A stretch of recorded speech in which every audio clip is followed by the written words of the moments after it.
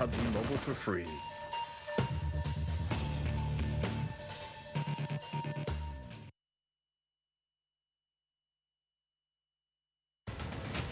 Zombie, Darkest Night, the newest mode in the zombie universe, is here. This time, the rules are different. No more parachuting, as players will be placed at random locations on the map when the match begins, and there is no single winner. Players must work with their teammates to spend one long night in the match and stay alive until the sun comes up. Waves and waves of zombies will spawn during each of the 3 foggy periods at night, and supplies should only be scavenged when the fog fades. The main objective is not to defeat other players, though this doesn't mean they are harmless. Players may need to work with other teams when necessary, but should also watch their backs in case the Fragile Alliance goes south. This will be a unique experience for every player involved. This new mode also comes with a passive skill for every player. Understanding these skills will be the key to staying alive in this long night. Can you ride out the night?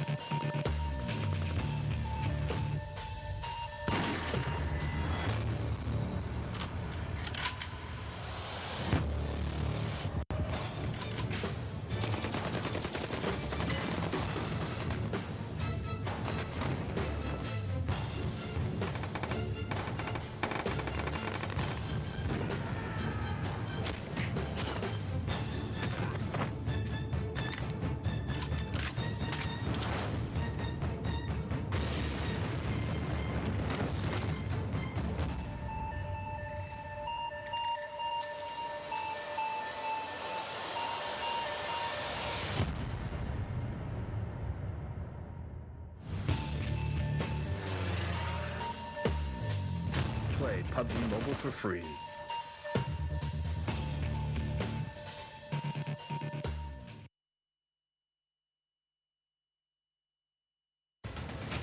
Zombie, Darkest Night, the newest mode in the zombie universe, is here. This time, the rules are different. No more parachuting, as players will be placed at random locations on the map when the match begins, and there is no single winner.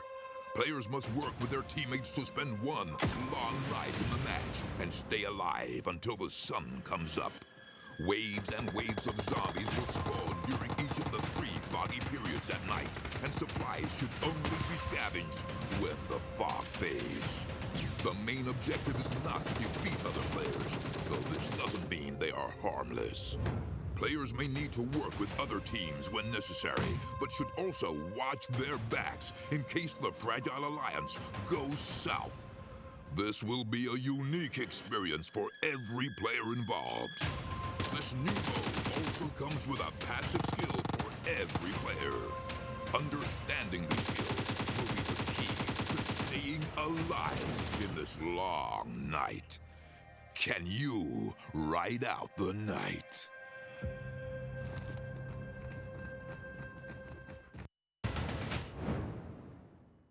Again, just been revived, heals himself up and wastes all the meds. M19 here, they ran into BML. He has to be so careful, one shot, and he's going down. He's just staying out in the open as well. When you get down 24 teams, it is tough, and who it also is tough for is BKB. They've been shot at from multiple directions. FTP are on the hunt for him. They know where Master is. Come by Color running around the corner. He knows exactly what's up, and he puts them back down. Needs to be ever so careful. Look at him start to catch up, but you shouldn't be in a position where you're ever having to pop up. BML take a lot of damage. Bandita finds the first one. Can the second one come in? It's a spray and pray all day long. It's Hopper who's going to fall down first. More shots coming in here, and Valon to the lobby are looking to get plenty of kills. Up to 0 kills, but they've already lost one member. Really that's good nade. Huge grenade. The damage onto Glumgold comes round but gets shot in them, but they're able to deliver. And they're just going to go on the cleanup. I believe Scumpy just got taken down. Yeah, picked apart by BKB. Very unlucky there. He didn't look towards his left. Oh, yeah. His position was known. There were 3 teams that could have shot onto him. Pose here managing to deal some more damage onto Mackie. 3 teams remain, and Avangar out. Does he step up? No, he's gone. He's out of it. So now it's welcome to the lobby versus Storm. Thanos didn't want to allow anyone to have any kill points off him. Welcome to the lobby. Start off with a knock, but it's back and forth. Hellfire's able to deliver one. We're into a bit of a 2v2. Yeah, me too. I'm old. They do spot out Rodini here, and something just a slither of health. He was one that had some of the most impact across the... Shooter's going to go straight in for the finish. The VSS. This means that some of these engagements are forced a few minutes earlier than what we would normally see. He's aware of this. Shooter has a lot of cover, and he can easily pre-fire him and take him down. God needs to go in for it. It's close by. Is he going to spot him out? He was ready for it. DM, they're already up 10 kills. Gnarly's just going in for the complete fragging out here, but he might find himself under pressure. Matic turns around, comes off firing off on the first shot. They jump on top of him. On top of it. Oh, yeah. And what could be a solid position for a team to take is where Romanians are going. And just not all of his teammates. Not the way you want to start off your game if you're any team. Oh, gets away with a knock. Can he get it? Unique just flying off the side. They've got flying a plan. under the side. Being fired across. Enzo's going to start off with his first knock. Nicely done, but they've also got Magic taking shots at the same time. And here we go. Frogo Lord, he's coming. Guns blazing. 3. They pressed this for Chinky Hill, but they don't know exactly where he is. It's a good position. They took this compound away from one team that was posted up in it. They're so scared to take this fight. More shots coming in. Avangar managed to get it done. Deer 1 gets shot down. His teammate was right close to him. Poser gets it. All at the end, spraying frantically.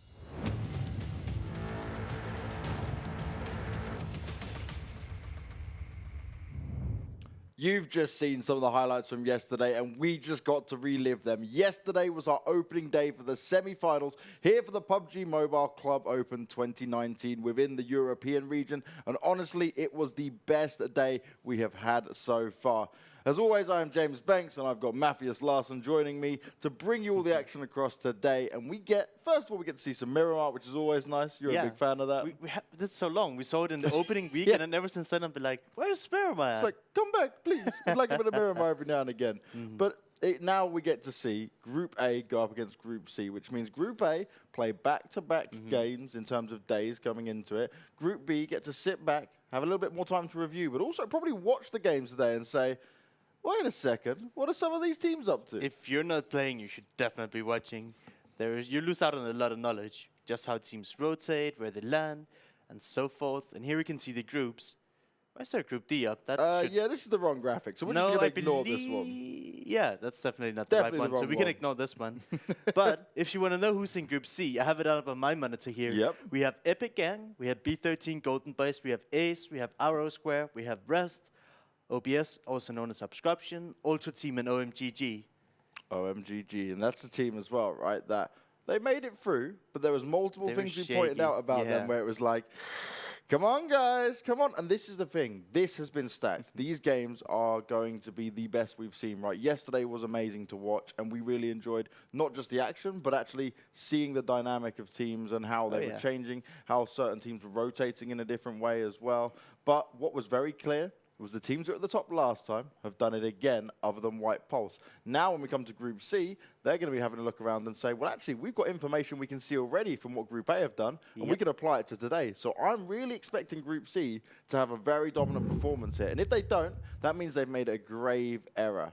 Now, we got day one that's just already been. We had Avangar win. Welcome to the lobby. Get 2 games. FeelThePain get 1 as well. Going into today, we get Vikendi to start things off with, Miramar, and then 2 games of Erangel. Oh, yeah. And some of the teams that we're looking out for yesterday were top-placed teams. Today, leading into it, we have B13 and EpicGang. They were really, really good listed in the group stages. Yep. And then we had a few teams who were like kind of around the middle pack. Like OBS, they had a fantastic first week, and then after that, it looked a little bit shaky. And then some of the other teams, I feel like, were kind of lower in the pack. So I want to see, is B13 and Epic, are they going to stay on top of it? And which one of these teams have taken this week off to say, all right, we want to do better. We want to make sure we're top 16 this time at least, so we can make it to the European region finals, right? And this is what it's all about. This is what they're fighting for. Yes, there's $2.5 million on the line across PUBG Mobile for this year, but also it is just about the whole thing of saying, well, we did it once, can we do it again? And we talk about consistency over and over again. And it's not because we're a broken record and we just like saying the same thing over and over again. It's because when it comes down to it, if you are consistent, then that is what's going to actually bring you into a position where you are, even when you have a bad game, because of that consistency, still within it. Now, you're looking at the head-to-head overall so far between the 4 matches, and look how close they were in points. Avangar, a team that certainly in the group stages, Larson, we're a bit skeptical of. We were thinking you represent a really prestigious organization, but you hadn't shown us your full kind of capabilities. But yesterday, they upped their level. Oh, yeah, definitely. But Avangar in the group stages, they had a very, like, I want to say sketchy, right? Because they were really inconsistent. And when you look at top-tier teams in PUBG, you look at consistency. You say, all right, they played 10 games. In 8 of those, they're probably going to get around the top 5. And you can allow to have 2 bad games. But I feel like Avangar, they were more like 50% of their games were okay. And then like the other 50% were kind of like, all right, they're getting like top 8 to top 7, but they're not really like finishing the games off. But yesterday, they really showed up, like you mentioned. And that's fantastic to see, right? They definitely taken this week off to look through all their games, all their mistakes, talk them through, and improved, obviously. And that's what I want to see do more teams come into this, right? There's so much preparation to be had in this game, in any game that you play. And if you just say, la-da-dee, la-da-da, not going to do anything about it, then you're never going to become one of the best. No, you won't, and that's what it's all about, right? There is only so much you can do within relying on your natural ability and skill. You also need to look at what you've done wrong, and that's a key part of being a pro player. The few things that we consistently say, coming back to that word consistency, is communication is the key to success.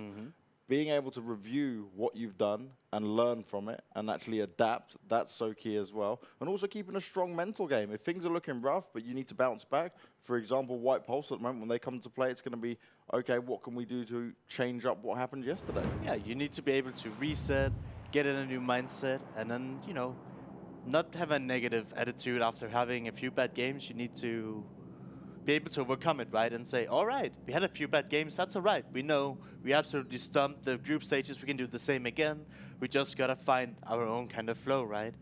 And that is something that often gets disturbed when you start like doubting yourself or you don't trust the calls and you have a few bad games. Then it can be like this bad roller coaster that just keeps going, but we'll have to see what happens now.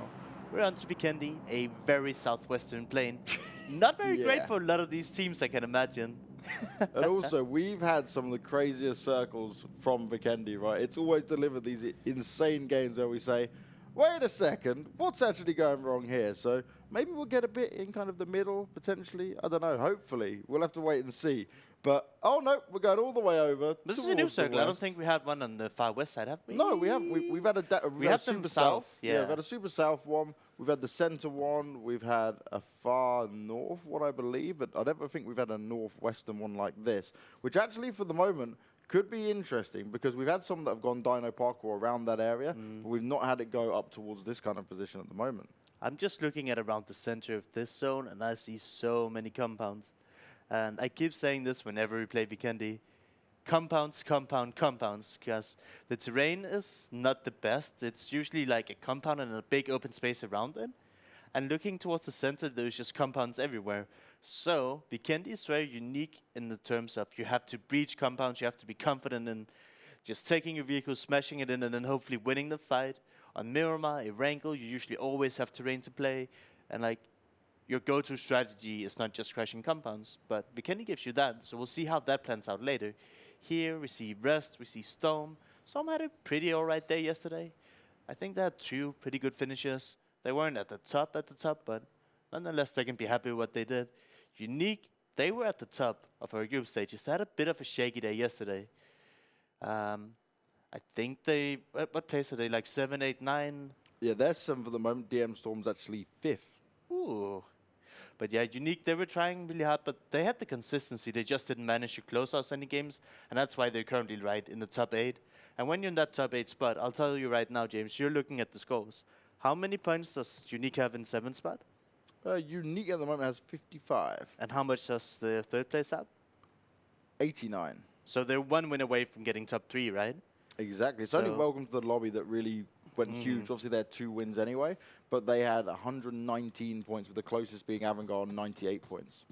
But basically, my point is, if you play like consistent, you stay in the top 8. If you get 1 win, you're right in it, right? Then you're in the top 3, top 4, and then if you like have a few more decent games and a win, then you're like amongst the top 5 pretty consistently. So Unique, they just didn't have a standout day, but I would say they're doing like okay in the terms that they're not falling far behind. Hoka obviously didn't manage to connect fully, just drowned out in the ocean slowly. Sometimes it does happen. That's just the way things go. Now, one thing that you've really got to point out here, for Group A at least, because they're having to play back-to-back days, for them, they know that this is their big chance to make another huge dent in the points, because they won't be playing tomorrow, and they'll have to watch everything else on the sidelines. Yes, it's a fair amount of games being played across all the groups, so it's not a problem overall. But if you really want to look at it, of how bad your start could have been, and maybe you want to adjust now coming into it, this is where you really have to do it. Definitely. Like, you cannot waste any of these games. We did see in the group stages teams that felt like they're already qualified. They were hot dropping, they were fighting for their spot. One team that's fighting for the spot here is CZ, and they're fighting White Pulse. White Pulse is so far behind, they cannot lose any members here. How does this happen to White Pulse once again? They take a drop spot, they end up close to a team. This is even CZ who lost the players we saw earlier. Hoka just drowned out, wasn't able to connect fully. And instantly, White Pulse, yes, you do have a knockdown player. You're going to revive him, no problem. But you're having pressure applied to you. They can't catch a break. Everywhere they go, everywhere they look, everywhere they turn, someone is there ready to shoot them down. They do manage to get the rest, but are they really going to commit to this fight? They might have the information that one of the guys has been drowned, probably disconnected from the beginning, but it's not worth using these resources. And I keep telling you, White Pulse, they shouldn't like fight for the loot spot right now. They don't have what it takes to use all the resources. And we just see these players. They're being set on fire, they're losing meds. And CZ here, they're playing very, very passive. If White Pulse want to commit to this fight, they'll definitely get, you know, lose 1 or 2 members, since you have to breach a building, and that is very difficult to do. And this is where we need to see a team like White Pulse make a decision. Do we want to stand here and challenge it with CZ, or do we want to back away? And the best decision probably is to back away. But Class, he's just around the corner. He's got the door open as of now. Apo would have just spotted him out, and that's the benefit of playing it through third person. He's taking off some shots, and he's looking to deal the damage. He's looking to make sure that if they do pop out from anywhere, he's on top of it. But again, this is a lot of time wasted for both sides. Oh yeah, and we've seen CZ use a ton of utility. I believe we saw 2 or 3 Molotovs and a nade being committed. Oh, Kozak just standing out in the open there. Gets shot down a little bit, won't find himself knocked. Class is pushing up, and at least he'll be able to get the first kill here. Rain DX trying to get into it. Serhat's able to provide some damage, but it won't get the finish off. And this is where they have to be smart. White Pulse need to ensure that they don't lose players here. The revive's coming up for the CZ guys. But in the meantime, that little SMG is putting in work. It's going to be close range, and that's where it's most viable here, as White Pulse will stand strong for now. But with 2 knocked players, this is not going to be easy no matter what. Yeah, I'm happy that they're getting the revives in, but if they lose just 1 player here, it's definitely not going to be worth it. You can see them, they're committing to the fight even without healing up fully. White Pulse have full control here, but I feel like they're jumping the gun a little bit. Very low health there for Terry. Does manage to get the kill eventually, but Class is on the floor. Okay, now they're going to be eliminated. That's CZ done. A rough ride for them. You lost a player early on. You were in a 4v3, which ultimately, though, White Pulse should always win that. It shouldn't have even been as difficult as it was then. And this, again, to me, is for a team that looked so good last week. Yeah. How do you now almost struggle against a team like CZ when you're at a man advantage? Definitely, and also I think it's very interesting that you take the decision to take the fight. I mean, they're not in the zone now, they have to move in, but I guess they were just like, we don't have any resources. If we can't win this fight, we don't deserve it, right?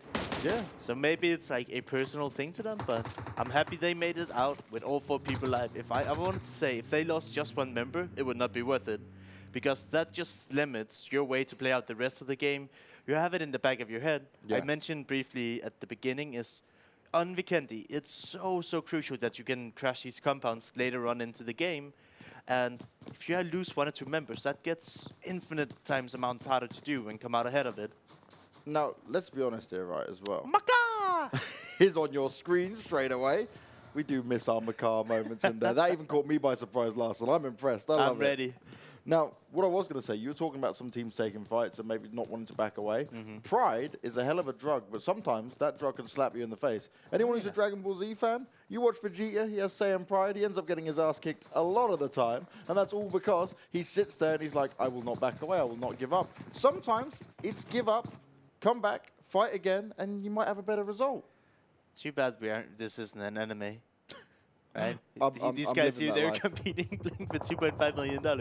And if they get beaten over and over again, as Epic is running into Avangar here, getting destroyed, they're just at least 2 or 3 already. I want to see where this is going down. Epic Tron is just trying to hide behind a tree. He's going to be picked apart. His 2 teammates, you can see him in the distance, but they're not that close. Avangar very easily able to hold on to this compound. And how many times now, in just 2 days, have we seen teams get close to Avangar, try and push into him, and they get the same result thrown back at them? It's just bullets coming their way. Avangar playing as a team. And even look at this now. They only send Maki out to kill that final player that was knocked, just in case they do end up getting rolled up on by the final 2 members of Epic. And it means they can hold it as a team and protect him. Avangar's been playing like beasts, right? Like you mentioned, yesterday, it was 2 or 3 times in the same game that people tried to push their compound and they just got annihilated. So whatever Avangar have done to step it up, I like it. And I want to see other teams be as proactive. When you play a compound, you can't just like lay prone in a building. You want to play out by your fences, so if anybody comes, you can shoot at them. And look at Makas and his team from OBS here. They're gifted M249, but they're not even paying attention to the airdrop, so I don't think they're aware of this. Even though that would have been a free M249, probably one of the best guns in the game, and the level 3 gear, which is also so huge.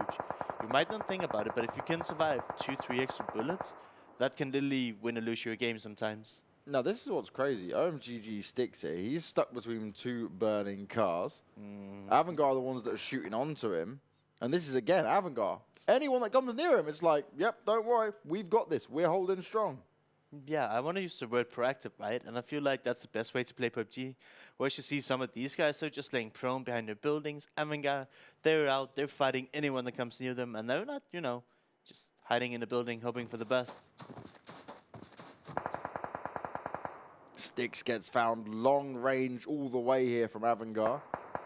And I gotta be saying, straight off the bat, Avangar have not held back in any game so far. We certainly saw them, and I've got to keep mentioning it. They had games in the group stages where we're like, what are you doing? This is not how you play it. But now they've come together. Okay, they lose that kill because it gets picked up by ASE. But overall, you still did the damage. You still kept them at bay. You still did the work to be done there, meaning that Avangar, again, are on form. Oh, yeah. And this is what I expect to see from our top 2 teams, that once we get to the region finals, if you play like Avangar is doing right now, you have a good shot of making it through the top 2, right? But if you're playing passive, if you're playing scared, I don't think there's any way you even have a chance of getting a top 2 spot here. And yeah, just Avangar and welcome to the lobby are probably the ones that played the best yesterday. And Avangar again today, showing signs of life. I like this. We have a new zone. It kind of centers the ones a little bit to the south, but nothing drastic here. As soon as the water goes out, you will have to favor... Since there's a lot of water on the southern side and the zone eventually will have to go away for it, maybe if you're some of these teams, you could say, maybe we should play north side of the road, because when it goes away from water, it will have to go up north, because that's where there's the least amount of water. Now, one thing to point out here is Avangar are actually the team that won Vikendi last time. Now, it's very early on. I'm not saying they can win it out again, but maybe they've actually worked on their Vikendi a fair bit to turn around like this. I don't want to be rude, but Avangar, when they won their first Vikendi game, they had every single circle. They never have to move. So if they read it again, they might have a really good chance of it, but... Well, this could give you what you want, right? You're saying they got the circles. Yeah. If they don't get the circles this time, they still do it. That's impressive. But even then, right, it wasn't just Vikendi that they good in, and it was only the Vikendi game where they really was gifted all the circles. So no matter what, they were stepping up, even though they didn't get the circles in the other games. I mean, it's easy to give a team a lot of credit, but I always want to say, if a team has to move every circle and they have to fight and have to overcome so many obstacles, then you'll have to give them a lot of credit. But sometimes, you know, there's some teams that just get gifted a circle, every single circle, for the entire game, and they get a win. Then I don't think it's as exciting as if they break through hell and then end up with a chicken dinner. Now, one team we've yet to speak about is Ultra. Now back in the lobby, and we again was a team that we were saying, all right, Ultra, looking strong. Wasn't particularly amazing, but they had some performances where you went, you guys know what you're doing. Clearly the practice has been put in there. So I'm excited to see these guys once again. And this is what I'm loving about the semifinals. We've got our best teams already for the top 24 at least, right? We get to see them come into action, and we have this understanding of we know what you can deliver. Can you now do it at crunch time when you're in the semifinals? Yep. White Balls, I think they got a spot just below Kuroka, where it said that if I was in-game leading, if the next circle stays kind of where it is right now, it will probably have to go up to the north, because that's where there's least amount of water, and they might be good. I mean, it's random, the circles. You can't predict it 100%, but it's like a calculated guess, I would call it, more than anything. And yeah, this is just the nature of Vikendi in general. There is so many compounds, there's not a lot of open nature. So unless people decide to breach, we're just going to have, you know, a bunch of beautiful overview shots. Yeah, it is chill time for now, isn't it? That's often what we see with Vikendi. Until the circles get really crazy, it is this waiting game. Hold on to your compound, hold on to what you've got, and make sure that you can at least just keep teams away if they want to try and take your spot. But if you're one of the lucky teams who have got yourself in a good position to play with straight off the bat, then you can just sit there and hold back onto it. What do you like? Unique, just, you know, sit by the water, by the vehicles, have a good time. Maybe fish a bit. Yeah. Get the fishing rod out and say, do you want some salmon for dinner tonight, boys? I don't know why. When I'm usually in cold areas with a lot of snow, I don't associate it with fishing. I want to go skiing or hiking, or maybe just stay inside by a nice warm fireplace. You're Danish. You should be used to cold weather. I'm talking about fresh fish. Yeah, but we're used to cold weather. But in Copenhagen and Denmark, like, we're surrounded by water, so we never get that cold, right? So we like, when snow comes, it disappears immediately. Now this circle makes things pretty simple, really, because it's just gone generally center. We've stayed a little bit more towards the north, but it's pretty fair as it goes. FTP are going to have to make their way up north a little bit further way in. Rosq as well in a similar situation, just coming in from the east. But ultimately, most teams are already in or very close to being in. And the next circle, I believe, wait, it's only circle 2. But sometime soon, they'll have to hard shift away from the water. We won't have any more water in. And then everybody on the eastern side, they're actually going to be really, really good here. I'm always surprised. I thought this was circle 3. Yeah, sometimes you sit there and we're like, wait a second, We're 15 I thought this minutes was in. longer How on. is it not circle 3? What is happening? Well, what is certainly happening is Rosq under pressure comes down and he instantly gets killed. Hellfire's on the rampage, but he's only going to be able to get one for his troubles. And this is a bit of a problem now for his teammates because they've always found themselves in the top of the compound. Rosq have come outside and they're dealing a lot of damage. They're potentially going to try and win out this fight here. 3 players knocked, only Pro God Lord left alive. He's at the top of the building and he can't defend his teammates. They've just been absolutely annihilated here and he's all alone waiting to see what can happen. As long as Rosq play this smart, they could quite easily clean up Storm. Yeah, and the big mistake from Storm here is they were just chilling inside the building, letting Rosq just drive up to the compound for free, and then they didn't get any initial knocks when they were being approached, and that's a big, big mistake. And down at the bottom of the screen, we see another compound being breached here.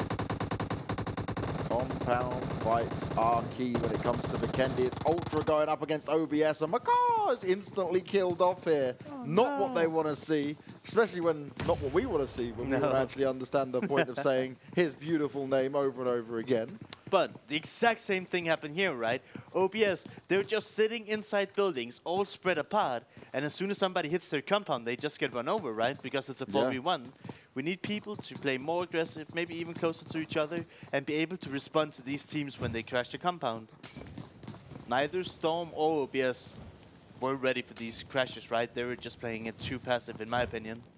Pro God Lord is just trying to use anything he has to make sure he keeps the players away from him. The problem for him is no matter where he turns now, there is most likely going to be a Rosq player waiting. You've got Andy on the lower levels, a couple of the players outside. They're just hoping, are you going to jump out a window? You're going to pop out anywhere? We are ready for you. Problem here, at least for Rosq, is the more utility they use here without getting him, a real big problem they have, and a great time the Molotov goes down. Oh, wow! What? Did he get one? He knocks... Oh, he's going to jump out now. There's no way this is this huge. works. He knocks 2 of them, and Harb doesn't have much health. There's no way. Surely he's not going to be able to get this done. Oh, and he turns around. He eliminates Rosq, and that is unthinkable. A one-man army. Really well played. Huge use of utility. How did he get 2 with the Molotov? Burning flesh everywhere. That was so amazingly played. Why was... I'm guessing Harb must have been damaged by the Molotov. Obviously, it's a little bit harder for us to see on the spectate mode, but... That's just impressive. My God. Rosq, they're going to be thinking, no way did we allow that to happen. Too close, especially when all that fire is being put around. The next circle pops, and look where we're sitting. Oh, yeah. That was amazing. I love it, and it's worked so well, right? You know how it is. You always play PUBG, and when you walk up with 3 teammates on the stairs, the coordinating of getting everybody to turn around and walk away can actually take quite a while. And showing us here how good a Molotov can actually be timed correctly. Oh boy. If you're our Rosq here, you're not going to be happy at all whatsoever. That's almost a little bit embarrassing, but really well played to Storm there. What else? A lot of these teams, they're not really making a move, even though the blue is going to move in just about 20 seconds. We did see that everybody that was on the northern side, they'll have a little bit of a ways to go. Everybody around the center, they're chilling. And in this next circle update, we should eliminate all of the water. So a lot of these players that are already in the zone, there's a big chance they'll stay in the zone. A team that had to move out was White Balls. I wonder where they were going, because what we saw from the minimap is that they were occupied by a lot of other teams, but they managed to just slowly creep their way in. They scouted the compound. We can see that FromHell is in the vicinity, but they're not really making a move, and they're also split up 2 and 2. Here, OBS, Ultra, they're just, how would I call it, chilling, right? Ultra is alright, we're really good in the zone. If we just stay alive here, we might not even need to fight off OBS. Maybe we can stay in here in a few more zones and then get high placement. Timing there. It's always that way, right? You're literally looking, all you're doing is hoping he makes one wrong move, and then the time you unscope is like, ah, damn it. Yep. Epic here, they're making their mad dash into the zone. Go on, supply drop. Yeah, watch it go. It's like Santa's lost his presents. It's hit the roof as he was just going across Vikendi. Luckily, you can jump out of those windows and actually get up on the roof in most of these buildings. I would assume you can in this one as well. No one's close, though. No. Rip. F in the chat to pay respects for the supply drop. Yeah, you just need to buy more MTX to get those airdrops closer to you.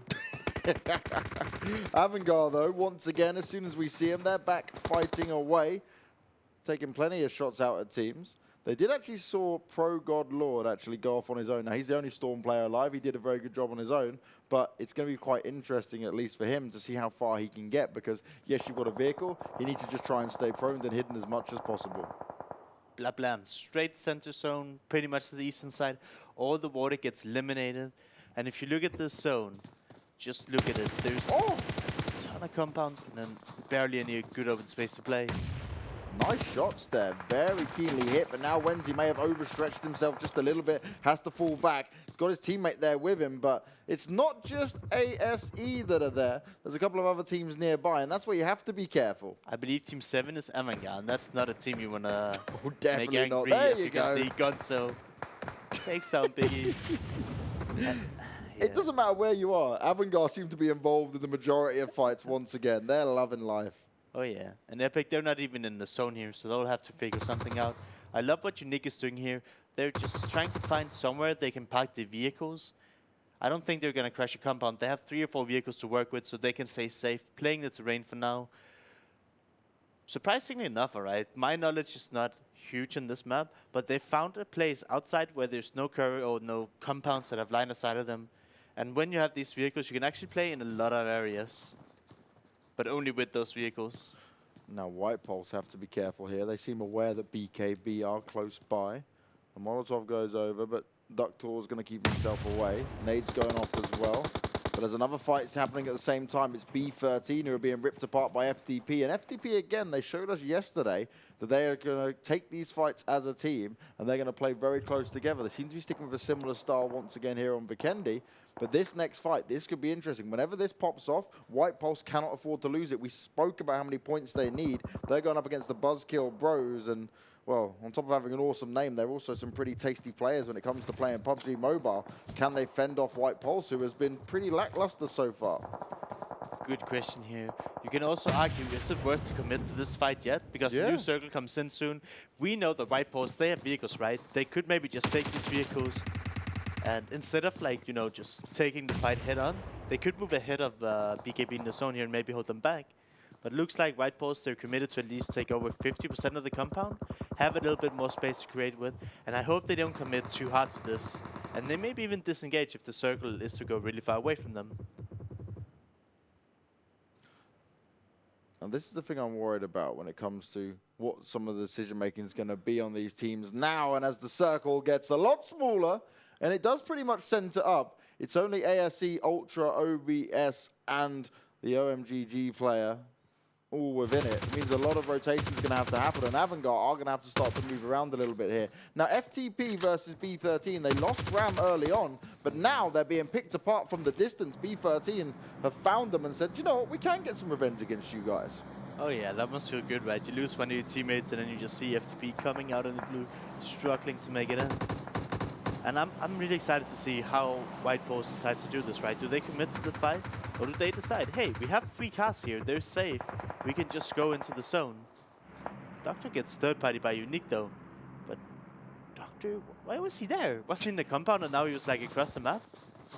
He may have gone a little bit too far away, but yeah, BKB definitely don't need this to happen to them. They were ready for an awesome fight potentially against White Pulse, and now they've got a man disadvantage and White Pulse have the chance to strike. The question is, how do they want to do it? Terry's still looking around, making sure he's got the backs covered for his teammates, but is it going to be enough? Shots being rattled off. No one's going to be actually connected with just yet.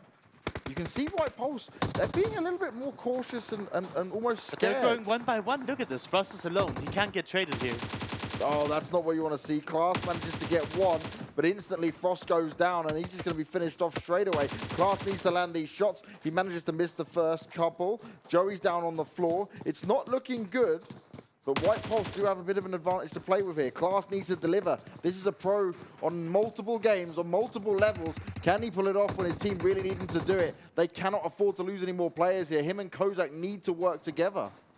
But look at that, White Pulse, they are really struggling with the teamwork. Here, Kaylas is showing up. He's trying to win this single-handedly, but he lost 2 teammates that went in alone without being able to trade.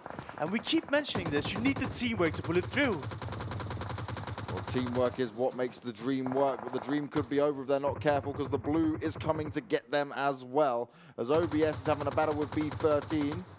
As is FromHell, they're involved in the mix as well. And FromHell, we said about them yesterday, a team that we kind of slept on in the group stages, certainly turning up here in the semifinals, maybe held back a little bit in the group stages once they made it.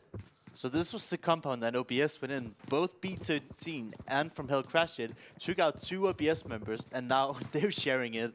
So we have 4 teams in the same little compound here that's just on the edge of the zone. It's going to be very interesting to see who comes out ahead of this. And I'm very surprised to see that Ultra didn't try to get in on the action, right? We do see one team that want to get in the action. It's B13, but there's a Molotov again. B13 running and spraying, running and gunning. Robdini's going to go down. And they're going to live to fight another day, but can he get his teammate up? That's going to be the main question. His teammate gets finished off, and now he's all alone from hell. They're looking to deliver all that damage once again. B13 tried to go up those stairs, and they just got roasted alive. We are down to a 1v1 unless FromHell can get the rest up. I don't think Rosq want to commit to this fight, as you can see how close he is to the zone, and we still have 20 people alive. Yeah. Your hope here when you're down to just 1 guy is stay alive for as long as possible. Try to get as many placement points for your team. And typically you don't see somebody try to be a hero here. Avangar under fire from 2 teams. Mackey's going to be taken out. Not what they would have wanted to see. Bandita, DGR, they're out in the open. Now they've got the hut to hide in, but how much are they going to be able to deal with here? This is a problem for them. The aggression maybe not paying off for them this time around. I think they had to make a move onto the shack. Luckily, there was only 1 guy in it, but they're not in the zone yet. And we can see here that Team 15 from the side and Unique, they're just holding them down. So hopefully, Avangar can use their vehicles, use the smokes to make it in. We see B13 here somehow have 1 more member alive, unless Grunts is just really, really low. Okay, he was just healing, never mind. So B13 trying to make it in, holding on to life. There's 1 player left alive for Avangar. At least they've made it to top 8, but we've not seen a performance less than top 6 from so far. There's 2. They got the revive. Oh, they've got the revive. Perfect. So they're actually able to hold on a little bit stronger. But for how long, that's going to be the question. And this is crazy. 7 teams alive, 17 players left alive. Unique seem to be in a good spot with 4 up. FromHell have actually had a really impressive start to the day as well. This is really still anyone's game. Oh, yeah. And Ultra, we've been sleeping on them. They crashed this compound, took down Maka! And now we have to see if they can hold it off, right? We have the 2 FromHell members. We have 1 from B13. And Ultra, they're sitting pretty here. They still have buildings to play from. But will they be able to take the advantage points they have and turn it into a chicken dinner? Well, I would certainly love a chicken dinner. But who's going to get this one? That's going to be the main question. Grozny's still able to do some damage, and he's playing very smart here. Trying to avoid the blue, trying to play it just off the back of knowing where other players are around him. He's going to avoid the damage at least for now, and look how smart this is, the way he's moving throughout the compound here. This is just on point. He's clearing it all out. He's being careful. Yes, he's taking some damage, but he's trying to flush any extra players he can out. DGR's eliminated as well. That's it. Avangar are gone. They go out in 7th place. Grozny's going to go down as well. That means B13 are out. 5 players left alive. FromHell, once again, are back within it. I feel like the B13 guy, he played a little bit too slow. Maybe he could have got ahead of them, gotten into the zone, but it's half his damage away from the zone. Not where you want to be. Ultra, they're finally meeting Rosq here. And Rosq, they have their number for now. I want to see Ultra now. There's still time to strike, and we do see them strike. They find Soul K from Rosq, giving Unique a big of a chance to get a breather here. JC. Rob Dini's knocking himself, burning himself down. Oh no. He was like, do you know what? I like the smell of burning flesh. And he also almost killed Whitey with that Molotov. But we know that right now JC is above them. He must be hearing this. He heard the first aid, he heard the crawl. Go now, JC! If you're at this stage, you need to be able to use those sounds and actually just stand up and, like, you know, not be afraid to take these fights. And this is the thing that bothers me. We've said this yesterday about some teams. There is multiple times where we're like, You're too scared. You need to go. This is your opportunity. And okay, yes, we can see more. Well, what? Why are we team killing? There must be a reason for that. Kitsune, maybe he lagged out, maybe he crashed out, maybe they needed something from him, I don't know. But that doesn't make much sense. We'll have to find out. JC does finally jump up. He gets himself the first knock. Whitey now, using the smoke to his advantage, finds him jumping, and that's really well played by Whitey. Here's what's going on. Tries to poke out at the right time, does a lot of damage, and will find the kill. He's secured top 3 for his team, but now he's all alone. JC. When you're this level, you need to be able to hear the sound cues. He had a 3 position into top 3. Ultra, they're striking onto Unique here. It's Ultra, Unique, and just Whitey from FromHell here. Whitey is really in a rough spot. They run out into him. He tries to hold strong, but it's not going to work out. Ultra take the first win of today. They take Vikendi, and it's a team we started to talk about as the group stage went on towards the opening weeks, right? Now we get to the semifinals. The first game we see them in, they come out of a win. And okay, it's not the most high-kill game, but overall it was still a game that they played smart. Oh yeah, for sure. And this is what I'm saying. Having these big performances from Ultra, really big to see. And another thing we've seen, right? Consistency. FromHell, 2nd place. Unique, 3rd place. Avangar, not the best position, but I think they had like almost 10 kills in the 7th place. So they're still racking up the points here. Here, this is the fight we had early on White Pulse. I don't even know when they went out, but they don't have the performances. I don't even think they're in the top 8. I'm truly scared for them now, if I'm honest, mate. It's not a thing of where we just sat there and we're like, White Pulse, ha ha ha. It's more like, White Pulse, we expect better, we've seen better, what's going on, but boys? What we've seen, they were fighting, I believe it was BKB. And what happened is White Pulse, they went in one by one, and they just have no team play. And then they, buy out to the blue zone. They're taking fights where they can't be revived afterwards, lacking huge aspects of like how you actually even, like the fundamentals. Play with your team. Don't position yourself so if you get knocked, you'll be finished by the blue, or you can't be traded, etc., etc. Now, this was really smart, what you're seeing on your screen there from B13, where they took down FTP. FTP actually started off strong and had the initial kill against them. So what B13 did was back away completely out of the fight, reposition themselves, and then took down all of FTP as a unit, 3v4. Yep. FromHell here, doing great. And I like what Avangar did. I mean, they have to breach the shack to try and get way into the zone, but they don't manage to get out ahead as they're surrounded by Rest and all the other teams ahead in the zone. Here. What a crazy first game, right, for Vikendi again. I know I keep saying it, but semifinals were expected to be better. It was expected to be a level up, but all these teams are delivering in very different ways. And one thing I got to straight away say is, Ultra, they certainly did their homework on it. Yes, okay, they had a few circles, right, that benefited them, but they were just playing smart. They were constantly gatekeeping teams. They were making sure that they stayed away. Problem was that meant also a lot of teams didn't fight with them. So then when they did finally come out, all guns blazing, it wasn't too hard for them to deal with. But they did it as a team. You even saw it then. When the last player was left alive, they know it's only one player. They could have done whatever they wanted. They're probably going to win that 9 times out of 10. But they still pushed forward as a team. They still played it smart despite being in a really advantageous position. I think it's scary just how many teams have actually showed up for these semifinals. Yeah. When we were watching the group stage, we could say maybe 5 or 6 teams that were like ahead of the curve that was really, really good. I mean, in this 4 games yesterday and the game today, I would say we have like 8 contestants already that could all like fight for the top spots, right? It's really, really close, and there's so many teams that are just showing good performances again and again and again. And even Avangar that we had there as well, right? You've got to talk about them because they still made it into a top 7 position, which means every game they've played, they've and always they had at least a lot had top of 8. kills as well on them. And they've still just been fragging out. This is the thing, right? Yesterday it was DMStorm. DM as in 99 Problems DM. They were the ones that just sat there and was like, we're just going to kill everyone. Now it's Avangar today. It's like, oh, 99, you're not here? No problem. We'll pick up the pieces for you. We'll do all the damage. We'll get in the kills on the board. Now, guys, if you're sat there and wondering, okay, I missed some of the earlier weeks. Maybe I didn't see all the action that's gone down. Maybe I missed yesterday. You can head over to clubopen.pubgmobile.com. And also, please, for me and Larson, subscribe to the YouTube channel as well, because you won't see just the VODs of what we're doing here for Europe, but you'll see the other regions with plenty of other phenomenal commentators in there as well. So you can catch up on all of the good action that comes out of PUBG Mobile Club Open 2019 so far. And trust me, This is only just the beginning. This is what's so insane. We're sat here and we're commentating the 32 best teams for Europe. Now it's down to the 24. Soon enough, we're going to be down to 16. And there is still so much more to offer, Larson. And after that, we're going to have 16 teams from the entire world, 10 different regions. Do you know what? I can't wait. I actually can't wait. That's going to be insane. It's going to be so good. But what's also going to be good is when we come back after this short break, because Miramar is coming your way. Guys, stick with us. Don't go anywhere. Grab some snacks. Maybe go to the toilet. Get yourself a new drink. Because when we come back, we're heating things up. We're going over to Miramar. We'll see you in a second.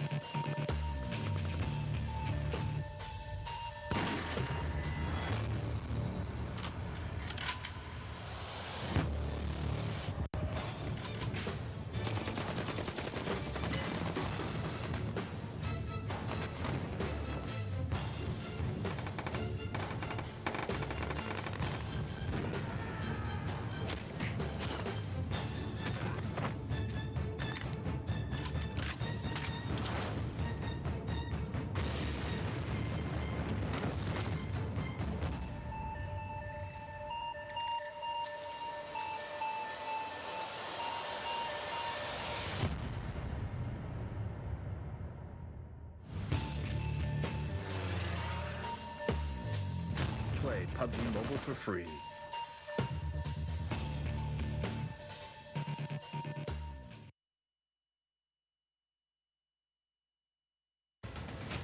Zombie, Darkest Night, the newest mode in the zombie universe, is here. This time, the rules are different. No more parachuting, as players will be placed at random locations on the map when the match begins, and there is no single winner. Players must work with their teammates to spend one long night in the match and stay alive until the sun comes up. Waves and waves of zombies will spawn during each of the 3 foggy periods at night, and supplies should only be scavenged when the fog fades. The main objective is not to defeat other players, though this doesn't mean they are harmless. Players may need to work with other teams when necessary, but should also watch their backs in case the Fragile Alliance goes south. This will be a unique experience for every player involved. This new mode also comes with a passive skill for every player. Understanding the skills will be the key to staying alive in this long night. Can you ride out the night?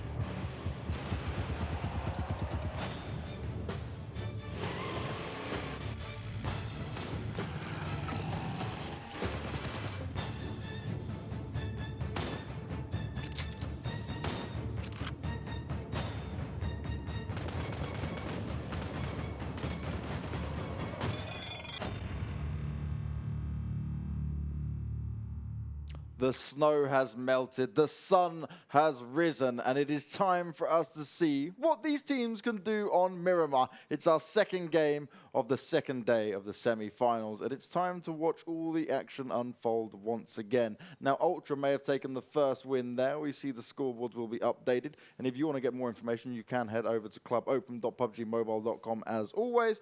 But most importantly, it's Miramar time, which we haven't seen massive amounts of, but also is a bit still of this open playing field in who's going to do what, right? Because it's just this kind of, not unknown quantity, because it's probably the second most popular map overall, but it's one of those ones where we say, because we've seen so little of it, some of these teams don't have all the information to research. I don't know what to expect from this, honestly, right? We've seen 2 Miramar games. It was in the group stages. Yep. I think the players themselves have only played 1 Miramar game throughout this entire tournament, and this is going to be the second and last, if I'm not mistaken. So I might expect this to be a little bit chaotic, right? Yeah. The more you play a map, the more you settle down, the more you figure it out. But here, like this beginning, everybody don't know everybody's going to land. The rotations, like people don't know what to expect from a lot of these teams. Yeah. And something you do well in PUBG is like you read the other teams, you figure out their tendencies, and that's something you do over time. But when you're thrown into this blender, then you really don't know what to expect. And this is what it's all about, right? And when you say blender, that's the perfect analogy of it, because it is actually a blender when it comes to the crazy cluster fights we can have, the really difficult rotations you have on Miramar. Remember, with the rocky, hilly terrain in there, when you get in vehicles, we see so many more vehicle flips and problems start to happen because it's so difficult just to maneuver around compared to the other maps. Yeah, and when you drive up those hills, you go a lot slower. You're a big shooting target. How many teams do we see, right? So they get a vehicle, they're like, oh, we're going to power up, we think we're safe close by. Then they slow down, and another team's like, got you, got you, got you. So in Miramar, you have to be really, really good and efficient at scouting. You have to understand that if you play from hilltops, you can see the entire area around you. Yeah. And then you can go take a safe compound, or, maybe drive to another hilltop where you can see some more. If you rotate blindly, that's when it can go really, really wrong for you. So with practice, with time, you learn these routes where you can scout, where you can see ahead, and all that stuff. But since we haven't seen enough Miramar, and we don't know exactly how much these teams have practiced it, so we don't know how far they are. I mean, I played on PC, I played way too many Miramar games. I kind of have the gist of it, but even after 1,000 of hours on it, I'm like, I don't know it exactly, because it is a really, really hard map to play. And this is the thing, that's still one of those maps where you see some teams get caught off just because of the way a circle goes. So if you're chasing the circle, for example, and you're trying to avoid the blue, and you're not playing like towards the center, you can sometimes get a circle that cuts you down the middle. It means no matter what, you have to go in the blue because there's no other way to rotate around it. Glad you pointed out, it's actually really good to rotate in the blue here. So if you're, let's say, you're in the north side, it shifts really hard to the south. You want to go around and come in on the south side because the middle is going to be really, really congested. And there's not that many teams playing on the outside. And when it hard shifts to one side, nobody want to be on the edge, right? So you can actually get in on that southern side. Now, you don't want to see that happen, though, when you're at phase 4, phase 5, you're taking too much damage. I'm talking about the first couple of servers where you need those vehicles. You don't need to travel a super far distance. Now, I know myself. I've been a part of games, right, where a circle has been crazy and I've been stuck on like a hilltop and I'm just having to slide down, basically like a moving target at that point. It's like, I can't go backwards now, must go forward. It's a rocky road ahead, quite literally, and I'm going to get splattered anytime soon. I want to see how teams deal with this kind of factor, right? I want to understand, actually, what have you got prepared for this? Because, like you said, scout players, and so what I like to call some of these scout players is the super scout. When I say the super scout, it's a title you have to earn, because you're not just a normal scout, right? You're also a scout who can potentially frag or make the decision when not to frag. So what we see from some scouts is they see a fight, they go in for it, and they get pick off maybe a little bit more than they can actually handle. Then they're like, oh, this was a bad idea. What I like to see from some of these scouts is the right decision, the right timing, and also watching them feed the information back to give safe passage for their teammates. So I'll be looking out for a Miramar Super Scout this time around, and maybe you guys in chat, maybe you guys will know as well. You can let me know as well. But yeah, it is very crucial that when I say scout, I always mean safety, right? Yeah. You have to understand what kind of terrain is good to scout from, where you can go from here and here. And that all it takes is practice, right? You need to play hundreds of rounds on it to understand the entire map. And that is hard to do because it's a very big map. And it is a lot more frustrating, right? Erangel, Vikendi, it's a lot more flat, so it's straightforward here. Oh, no. Now, we talk about me playing, right? And I said this before. I play a lot of PUBG Mobile, but with my friends, a lot of them, they prefer to play PC. So I've got a group of friends now that aren't maybe so hardcore gamers. We play a lot of PUBG Mobile together. And one thing I end up being is the Super Scout. But guess what weapon I have in my hand, Larson? I use that beautiful VSS to be my Super Scout moments. I trust in that weapon. I wonder if we'll see anyone else use it here. Maybe not. I know you're not exactly the biggest fan of it, but we'll have to wait and see. I love the VSS. It's the best weapon in the game. Chad, if you ever want to become pro in PUBG Mobile, don't just settle with one VSS. Go for 2 of them, get 2 extended crate drawbacks on those, and then just swap them around so you don't have to reload them. That's honestly the easiest way to get to the top. You'll just become the best player instantly. I don't know why James is laughing. I'm backing you up. I got your back. No, I'm just going to clip this now. I'm going to save it forever. Larson is behind the VSS. I'm so happy. But some teams, they're going to have to understand how happy they're going to be very soon. All right, Ultra won this game. They got Picado. We can go next game already. We do see the circle pop. It's going to go all the way to the north. We see... And look at just look at the terrain over here already, right? Between Crater Field all the way to Cruz de Val. I'm really terrible at saying these names in the proper accent. It's all right. There's another commentator who I commentate PUBG PC with called Toby, and he sounds so good when he says all of these names. Yeah, but that's the thing, right? When you try to say my name, do you say Matthias or do you have to say Matthias? No, you don't. You just say it in the way you pronounce it. Yeah, because I'm very British. You don't come from that country, so you can just say it exactly how you see it. Right? As long as I'm not offending anyone, that's the main thing. And you seem happy enough, so that works out. I just have, like, when it comes to names, right?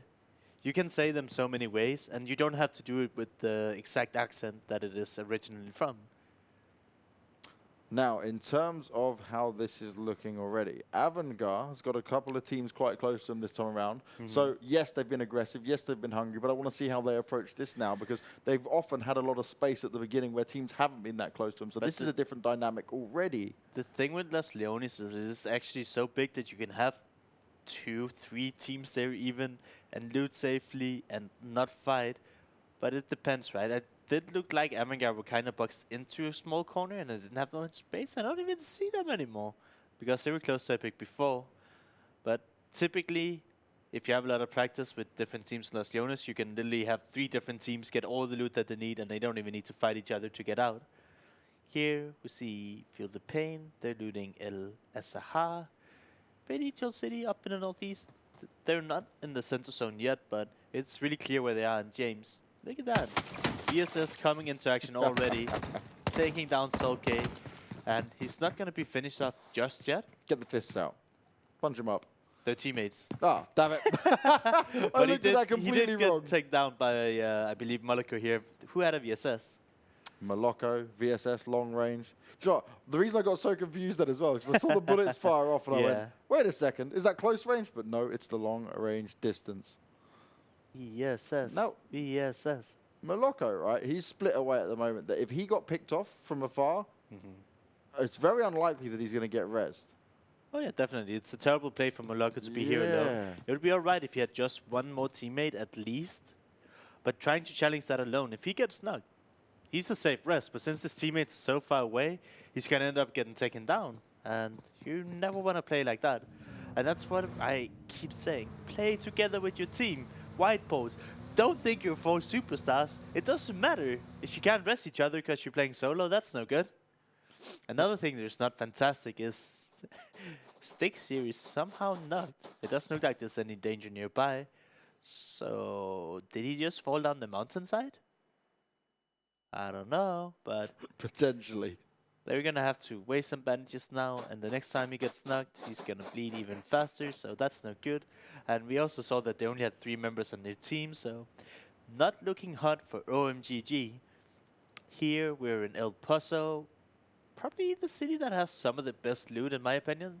That and Los Leones can just house so many teams, and you don't really need to fight. Obviously, if you choose to, you can, but yeah, there's so much loot, so much space that you obviously can skip the fights. What else? We saw some teams all the way up north. What is that town called? I'm trying to remember out of my head. If I see it, sure, no, but there's too many names. There are so many names to remember across all the maps when it comes down to it. But one thing I was going to point out there, we had Epic on the screen, is in this previous match, right, when we got to see them on Vikendi, they lost 2 players very early on. But what we had seen from Epic was even then they were able to keep themselves going for a little bit longer. Okay, not great positions, not high amount of kills, but this is the one thing I always praised Epic on. No matter what hand they're dealt, if it's a bad one, if they lose a player early on, if they get bad circles, they always find a way to make it work. So their resilience to me is the most impressive thing. And that's how you say a top 5 team. Epic, I mean, I know they're a top 5 for sure. I believe they got 3rd place or something in the group stages. Oh yes, yeah, definitely they were in the top 5, 100% then. And that's the thing we want to look at, see how they can do when it comes to these rest of these games today. And that's what separates some teams, right? You see some teams, oh, I lost 2 team members, we're just going to see if we can kill that other team. And other teams is going to try and call it a salvage game, where you try and get the most out of the game by playing probably as conservative as possible, and then towards the later stages of the game, you know, take a risk, maybe just send it into the middle of the zone and hope for the best. Here, Unique, they're in water treatment, they have straight sense of the zone here, and just north of them, if you take control of that hillside, you can see pretty much the entire map for the longest time. So I want to see them go up there, so they can scout if they need to move later on, because obviously it's not enough to be in the center in circle 1, it's going to move away, but you can set yourself up for victory if you are able to scout. Now, when it comes to BKB, once again, they find themselves in a little bit of a split here, but they've got Rosq near them this time. They should have been aware, they should be able to hear it go down, but this is quite an interesting battle to be had because there's multiple levels here to fight from. There's a lot of information to be had to try and see how it's going to work, and Tomato is already being tagged up quite heavily, and this is where his teammates are going to have to be able to react nice and fast to ensure that he doesn't get singled out here, because if you find themselves on like 1 level, 2 level, 3 level, and one gets knocked, then the potential that you can res him or try and fight back and get the refrag is very low. Sticks here, he must have heard that it was a player in this compound, because as soon as that nade were thrown, he's gone. Like, oh no, I'm out, see you later. Wants nothing to do with it. He's got them running shoes on, he's like, nope, I'm not doing this, guys, we're not staying for this one. Yeah, and here again, right, I just want to be like, wasting 4 nades this early on, for what? For what, James? It's not worth it. If you can hit those 4 nades into later stages of the game, they can literally be game winning. But here you're just like, I just don't see the point of fighting here, that's all. And the thing is, no matter what happens, right, even if you don't lose a player, it's just, like you said, the utilities being spent, the meds being spent. It's not what you want to see happen early on. And we keep saying this because it isn't a good thing to do. It's one thing to say, yes, I'm going to go to a team and take a fight, fair enough. But there's one thing where you're sat there just not actually fighting each other, doing this whole little dance as it is, where they're going like, oh, what can we do? Did you see Epic somehow just keep blowing up CZ? Oh, and wow. they just got fully taken out. We literally saw 3 explosions in the kill feed, and then 1 got shot by an assault rifle. I really want a replay of that. I hope we can catch that in some way. But yeah, Epic just destroyed CZ. And I don't know if you remember, in our previous game, they also died in 16th position as they got taken down by White Pulse and Bud Pusto. And that's the thing, right? When we looked at White Pulse last time, yes, they had a little bit of a better game overall, but that battle against CZ really could have gone either way. That was the scary thing. And then this questions to me, like, how serious is CZ taking this if they can go out in 16s 2 maps in a row? They were obviously fighting too early, and I don't know. I don't think that's the way you should approach it. I don't know how you end up making those kind of decisions, dying this early into the game, but really unfortunate for them.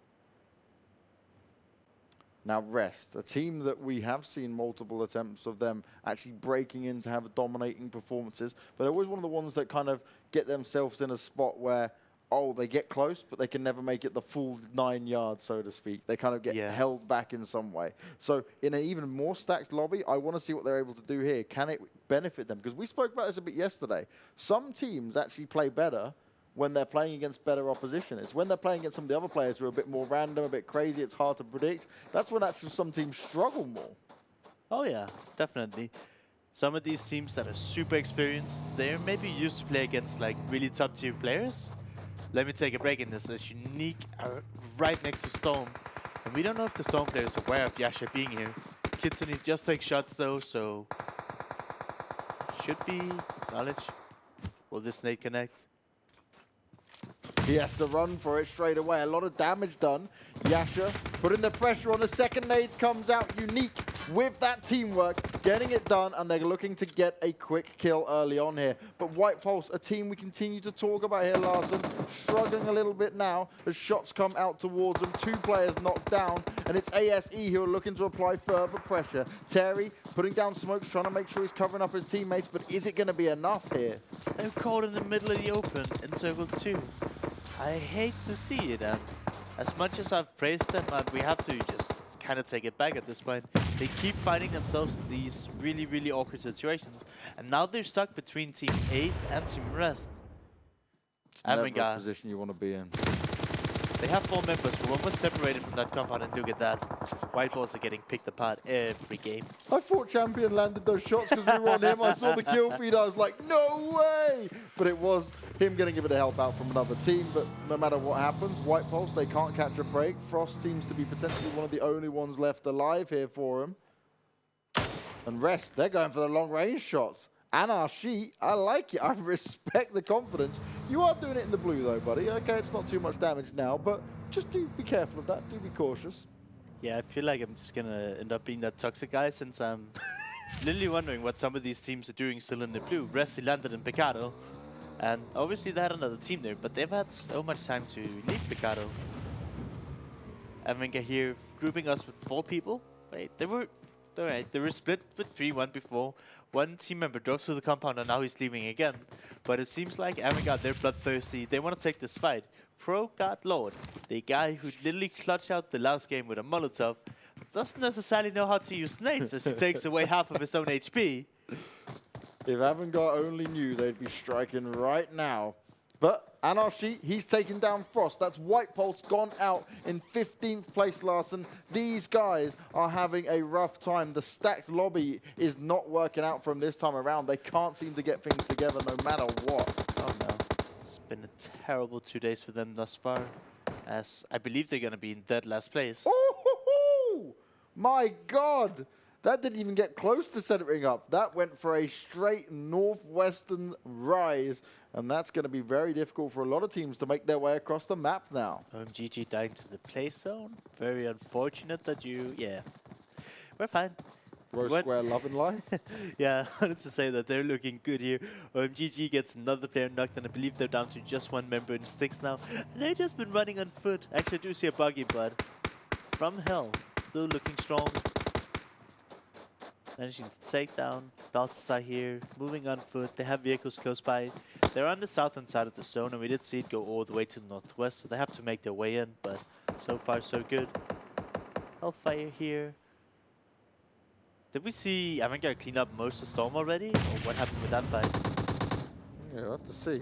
There was definitely a bit of back and forth between them. Oh, yeah. But also OMGG looking to deal some damage here onto FromHell, who have had some good games, but Styx is the only one left alive. And although he might be able to get a kill now, he certainly needs the kill points for his team. The rest of FromHell are making their way towards him. So Styx, you need to get the hell out of there, buddy. You don't want to try and take this. And here we go. This is this battle going on. There's 2 players left alive for Storm, still 4 of Avangar. And look at, oh, there's another Hellfire's there in the corner as well. Didn't quite see that. It's very hard on this mini-map. It's so hard to look at all the way across. But overall, Avangar, their positions, once again, so crucial in how to kind of lock Storm in and ensure they can't get out of this alive. I really like what Guns have done. He just needs to stay alive at this point. We can see in the minimap that he's in the zone, and we know that Storm has to make their way to Gunso. But if Gunso goes down early here, it could just lose Avangar the fight. But I like that he goes ahead and can potentially just win them that fight for free, since they don't... Well, they have to run past him, right? So he can be the gatekeeper. OBS here. Still alive. Avangar finally connecting onto Hellfire. They're in a 4v2 now. Pro God Lord, he gets spotted. They just can't turn anywhere because Avangar are on top of them. They've even got a player within the zone at the moment who has a vehicle there to help them out as well. This is crazy. This is so well played. Can he get the rest? They won't allow it. Don't shoot your teammate! Bandita! Oh god, that was scary. Mackie ends up getting knocked down. He won't be finished off. Storm will be eliminated. Avangar stand strong. They do get it done. And once again, look at just the way they're playing this. This is, I'm loving it. It's just what I want to see. Did you see what they did? They kept sending a guy around to flank and get angles. They were playing with so much confidence. And it's showing off, right? They're playing so well. We need to watch out for Avangar. They might just run away with this. This is the problem. Every single game so far that looks good. VSS. But, hey, Moloko, my brother, I'm loving you with that VSS. Do some more damage for me, baby. Get it done. Take down ASE if you can. That's and this is our previous winners. Second knock for VSS this game. And look at the zone. Before it hard shifted to the north, now it goes really hard to the south, actually favoring a lot of these teams. Around the world, So all those teams that just crept into the previous circle, they're actually going to be favored now since it goes directly to them. Pretty lucky for them, I would say. It's a fair way of the circles doing it. A lot of teams still with 4 players left alive as the circle does get smaller. Avangar got to be very cautious here, though. They've met into Rest, who have almost wiped them out there. One player went down. Gonzo's knocked on the floor, and it's all up to DGR to come in and save the day. But is it even possible at this stage? He's in the blue, if I'm looking correct, at the minimap, and he's not even moving, so that's not looking great.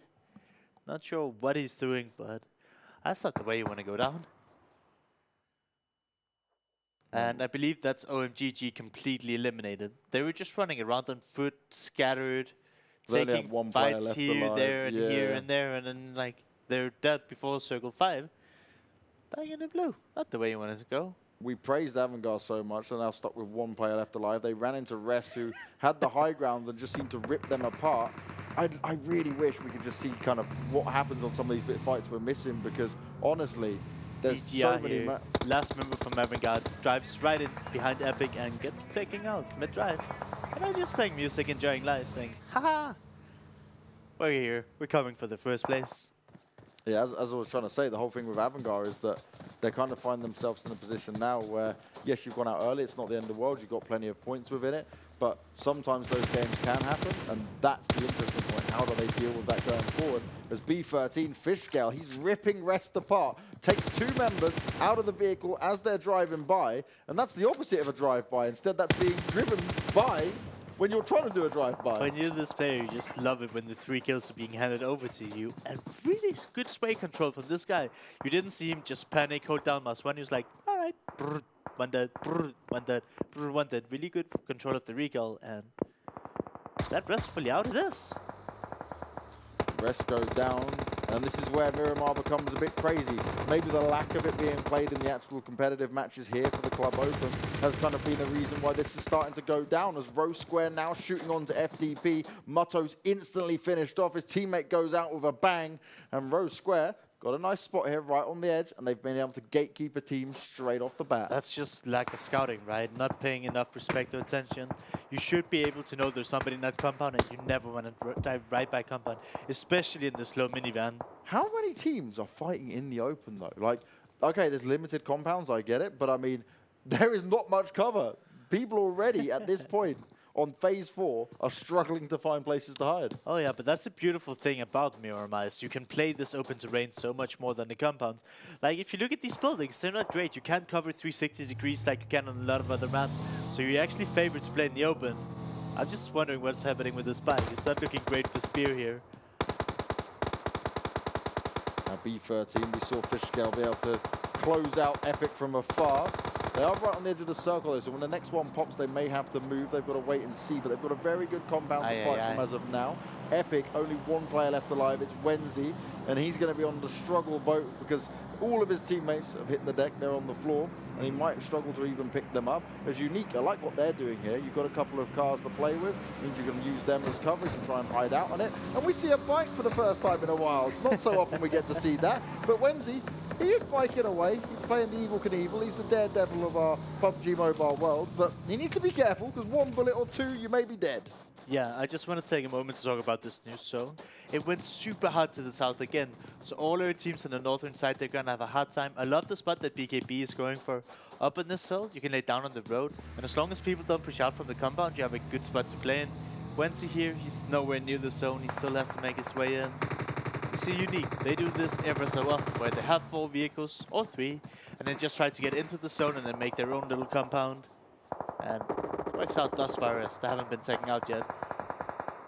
BKB still lighting up the scoreboards there.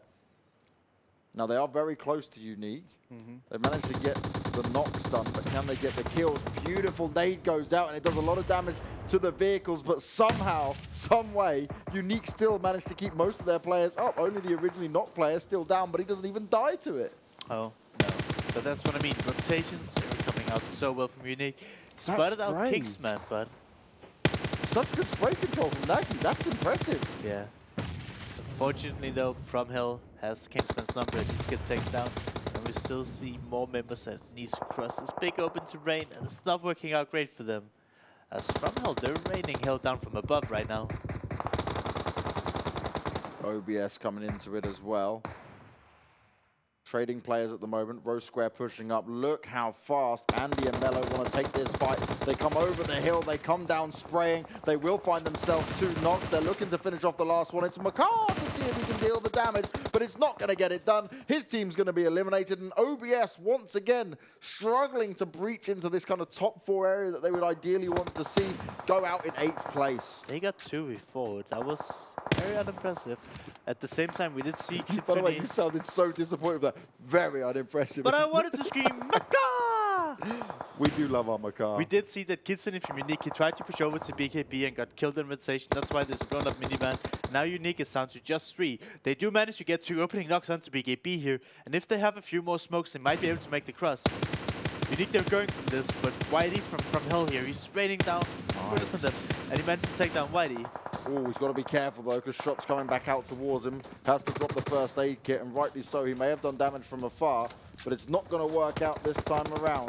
Tomato's running, trying to get himself into this. He needs some backup from his teammates as well, as Unique have got close. They're applying the pressure, and how are they going to be able to handle it? Unique are everywhere at this point, and BKB, they're just looking for a bit of information to play off. Tomato tries to jump in the building. He takes further damage. Needs to pop the first aid kit, and there's so much damage to be had here. Oldboy gets taken down by a nade. So it's only Yasha standing right now, and he's thinking about getting the rest. Oh, he jumps off just in time. Is he going to be able to close this out? Both the BKB players were very low on health. One's definitely been able to get the first aid on. And I love this old boy. He's just baiting it out. He will go down, but he's finding out the information for his teammate. Yasha needs to play this smart. He manages to get 1. Can he get the second? It turns into a 1v1. And he does not have much health. Yasha needs to play this so smart. He's able to get the kill onto one of the knocked players. But what about the final player left standing? He's on the kill-hungry mode. He's going fragging, and he's going to be able to do it. Yasha with a bit of backup there from the Rosq players gets all the damage done, but now he is alone, and that is not what Unique would have wanted. That was so well played from Oldboy. I love how you called it out. He was literally blocking the way from the BKB players so they couldn't push Yasha together at the same time. And thanks to Oldboy helping out his teammate as he's bleeding out, he was able to take 2 1v1s, win the initial one, and then he was fortunate enough to get some help from the side, so he didn't have to take the last one. But Unique, they come out ahead for now. But they still have to make it into the zone. As I said, that they get taken down in 6th position. But they managed to get a few more placement points and kill points.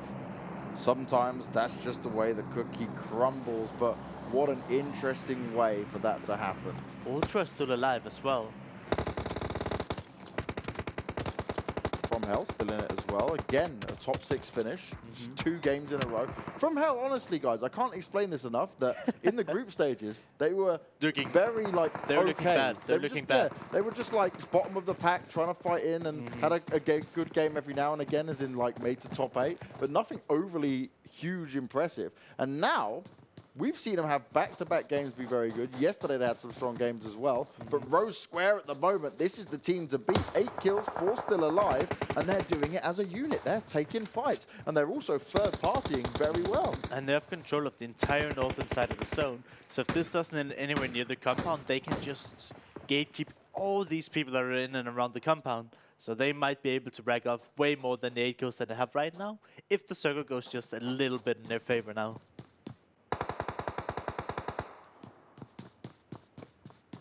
B13, they have the bridge as well, so right now it's looking really good for Arrow Square and B13, just depending on if these 2 teams decide to fight each other or gatekeep the compound. I say that, the compound gets another circle pretty much, and a lot of these teams don't even have to move that much. Arrow Square here, they took a little bit of ground. I want to see them move over to the airdrop as well. I say that B13 didn't expect Whitey to be there. They managed to take down another member from B13, and they're down to just 2 members now. Really questionable to move up to the compound in this situation when you're B13. I'm not sure what the thought was there. Crossing this big open terrain alone. Interesting decision. I love Whitey. I'm so down for this. Sit in the smoke, wait to see what happens. You never know, he might be able to pull something off. Ultra's right behind him, which is a scary prospect anyway. But he has the wall at least. The wall in a dream as Rosq, they're under fire, and B13. 4 kills thus far, 2 players left alive, but they're looking to rack up as many more kills as they can, as Andy will be the first one eliminated. Harb's trying to hide in the smoke, while the rest of his teammates are just battling it back and forth. Ultra again, still alive, our previous winners. Could they get some back-to-back wins here? I mean, they're doing it kind of thus far. Spans out one of the ace players. Rosq and B13, they're still battling out. We do get Haru rest here from Rosq. So they have that going for them. But how is Biggie still alive? How is he able to just stay in the open with nobody looking his way? Well, I'll tell you what. Whitey is finding more kills using the Molotov. Since the circle is so small, Whitey here can tell exactly where all the members are inside. So it's easy kills for him. Rosq gets an opening knock into B13 and they're now in a 2v1. B13 is going for the immediate rest and I expect Rosq to do the same. So even though they trade back and forth, nothing much is happening. But we can see here Ultra. It's actually getting taken out by Biggie, who's just laying in the middle of the open. They have 2 knocks and it's down to just 1 member. He is getting the rest of the spot. Finds himself 1. Harb's going to be knocked down on the floor. Very back and forth. This has gone into a crazy one. There's so many times Harp have been rest. I think this is the 3rd rest in the last 2 minutes. We're down to just Ultra and Rosq now. And look at that. How have these guys, Ultra, in the entire last game and this game, they're getting every single circle. And this circle yet again favoring them from what I can see.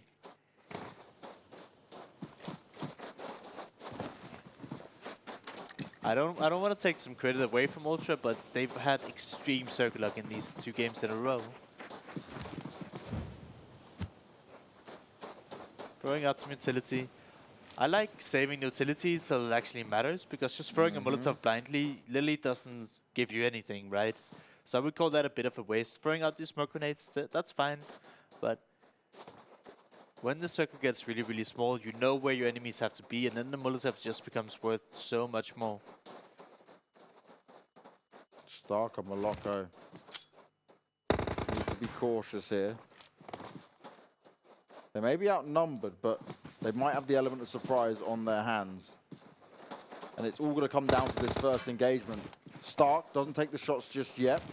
He may have spotted out Harb, and he's waiting, ever so patient, on the trigger finger. This is the way to get it done. Fires off the first few shots, couldn't make it connect, and this is where it becomes a problem. Stark low on health. He's not going to be able to med himself up here, and this is where Rosq, they smell the blood, they go on the hunt, they go in for the kills, and they get the win. That is the way you get it done, Larson, and that was an impressive performance there from Rosq from start to finish. Even when the pressure was applied, they were fighting out in the open, they were getting the job done, they got the kills on the board, but also, most importantly, they now get the win. Ultra, though, nearly back-to-back wins. Very well played from start to finish. They weren't gifted circles. Again, didn't go in for high kills, but ultimately, they still proved that they can deal with harsh scenarios. Oh, yeah. I do disagree a little bit. Ultra, they were very safe and sound that compound for like 4 circuits in a row. I want to see if these guys can do the same things when they're not gifted all these circles. Hopefully that's the case, because then Ultra might have done some really good preparation. I did say that I was a little bit disappointed with the way they played before coming into today, but they've been able to hold their own, and I want to see them moving forward. Magic, once again, they get a top 6 position, I believe, doing really well for themselves. Rest here. Found the Avangar members kind of early, scattered around the map, but ultimately they did a really poor rotation and get taken out here in around 10th, 9th spot, so not great for them. What else is happening? B13. 2 decent games for them. They don't manage to close it out, but they're racking up points. They have plenty more chances. As long as they keep getting these top 10 finishes with kills, they're going to be more than fine if they can close out a few games here. OBS, they fell short. Like, OBS, the first week, we saw them absolutely destroy. And ever since that, it's just been way too quiet for them. They're just barely holding on. And you make a really good point, because in the week 1, right, we did see OBS and we were very impressed. And in week 2, it wasn't like they played bad, but it was just like it dropped off a bit. It wasn't a strong performance. And we put that down to potentially who's in the lobby, right? As in they're playing against more stacked teams coming in there. But actually, it's kind of crazy, because there's one thing where we say it and we say, OBS, yes, you can be good, but you need to deliver now against some of the best teams. One team that delivered is Rosq. They pulled it off this game. And I love to see how confident they were. They took the 2v4 versus OBS and won it. And they didn't question it for 1 second. They're like, hey, we got a dog. We should push in this. We got this. And, you know, that's how you close out games. When you have these players that can make the call, have the confidence in themselves to make these game-winning fights. Rosq, 42 points. Closest to them was Ultra on 28, and that's a quite big disparity. Normally, we at least see the second team or third team having a bit closer in terms of that. We get 23 up on ASE. They're going to be very happy if that kind of come in once again. BuzzKillBros, not bad at all to get 12 out of it, but it's more down to what they can do on these following 2 games when it comes down. FromHell, we have to keep pointing them out, mate. They just turn things around. They've certainly just brought a different level now to it all. One thing I thought about and saw here is the reason why all of these points are so spread out is because of these Jurassic Heart tips, right? Yes. A lot of teams are forced to fight each other earlier than they would have wanted to, and that spreads out all the kills. Instead of saying it's just one team who had the zone, who just had to hold off people, so many people had to rotate. And they had to rotate far, so that's why the kills have really spread across nicely. Besides Rosq just getting a few extra towards the end. And that's the thing, right? For Rosq, that's one thing I'm going to be saying. If you can now at least have 1 or 2 good games within the top 6, that's where you solidify yourself straight off the bat, because this is a big win in terms of points, and it looked very good. One thing I said about them on the first game, right, on Vikendi, they stick together as a 4. Yeah. The way they breach compounds, the way they actually attack into teams is very smart. It's a different style to what we see from Avangar, who like to play the more, okay, we'll build like our mini little platoon around it and then have players in all different locations, and then we'll attack into it as a unit and play it smart. Rosq like to take the fight 2 teams, but do it as like, let's go together. And they have a plan. You can see the cogs turning, and they're like, okay, we've worked this out. This is the quick map in our eyes of how we're going to get it done. Yeah, and they do really good with, you know, backing each other up. When they had to push, they always had at least one guy, you know, looking over their shoulder while the rest were running. And they were like kind of going in formations to some extent. Yeah. And that's something you just see some teams, you know, just get phone a vehicle and send it. These guys, they were playing it nice and slow, and they were actually scouting and taking these fights really, really well.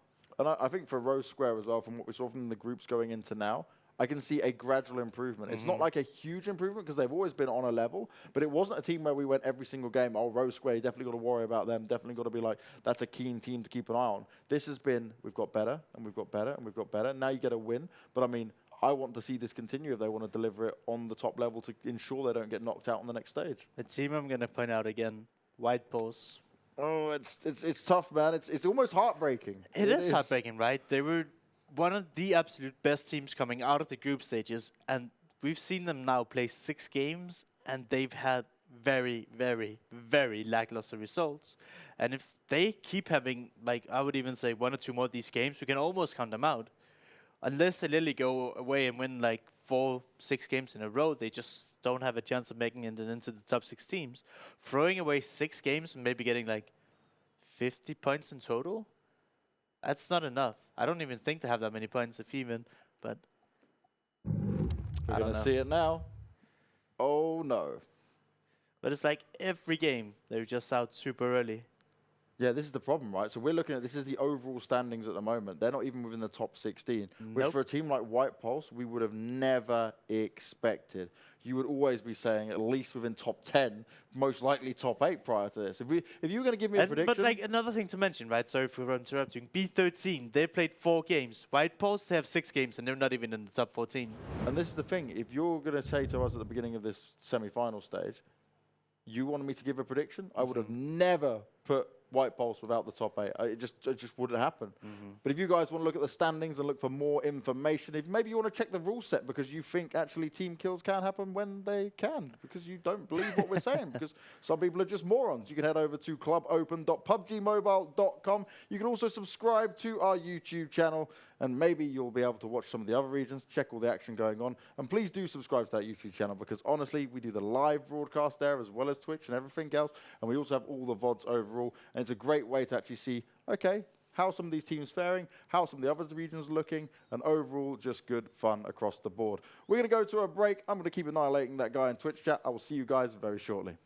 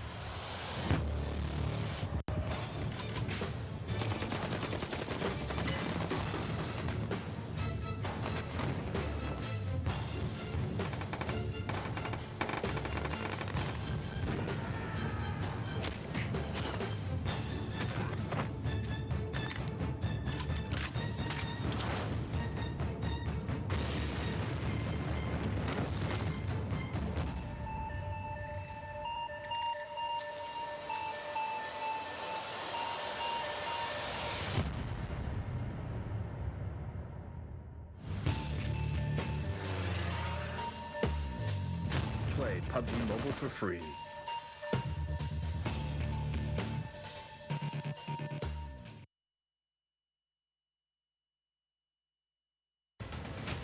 Zombie, Darkest Night, the newest mode in the zombie universe, is here. This time, the rules are different. No more parachuting, as players will be placed at random locations on the map when the match begins, and there is no single winner. Players must work with their teammates to spend one long night in the match and stay alive until the sun comes up.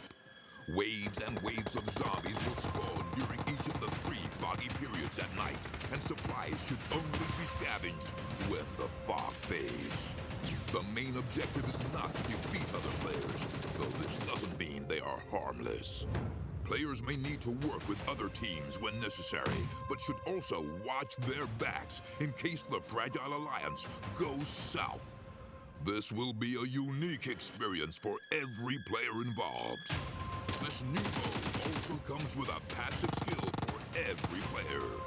Understanding these skills will be the key to staying alive in this long night. Can you ride out the night?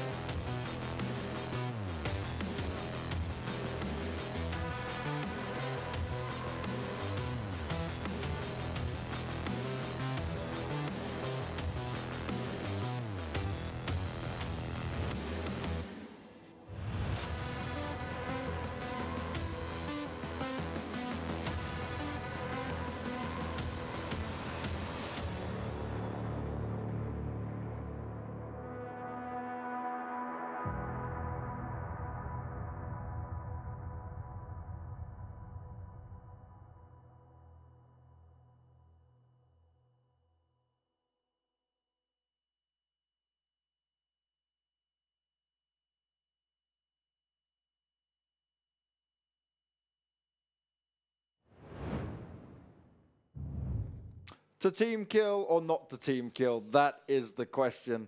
At least that's the answer that I know I'm right. I saw what I saw, and that's the way it went down last. And as we move on to Erangel, I'm going to stop being triggered by the absolute moron.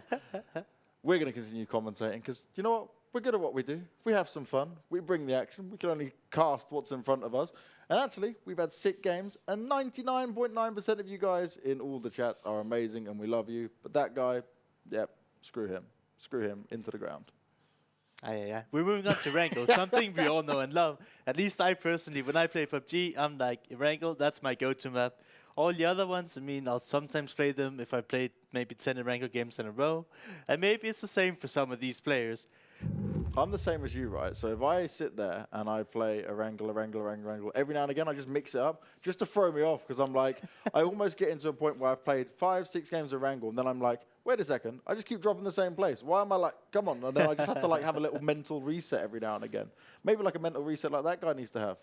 The guy from chat, the crazy man. Let it go. Let it go. Let it go. But no, this is a map that we expect all the teams to do good on that actually wants a spot here. I don't think there's any excuses to not have good performances in Erangel. I think it's the most balanced map, just in terms of terrain, vehicles, rotations, etc., etc. If you're good, you will be able to do good on Erangel. Now, one thing to point out here is, welcome to the lobby. Bear in mind they've not played today. 2 more games have gone by and Avangar have only just about overtaken them. Which just proves how deep Welcome to the Lobby can go if they have some good games coming into tomorrow. Because remember, guys, we're looking at Group A going up against Group C at the moment.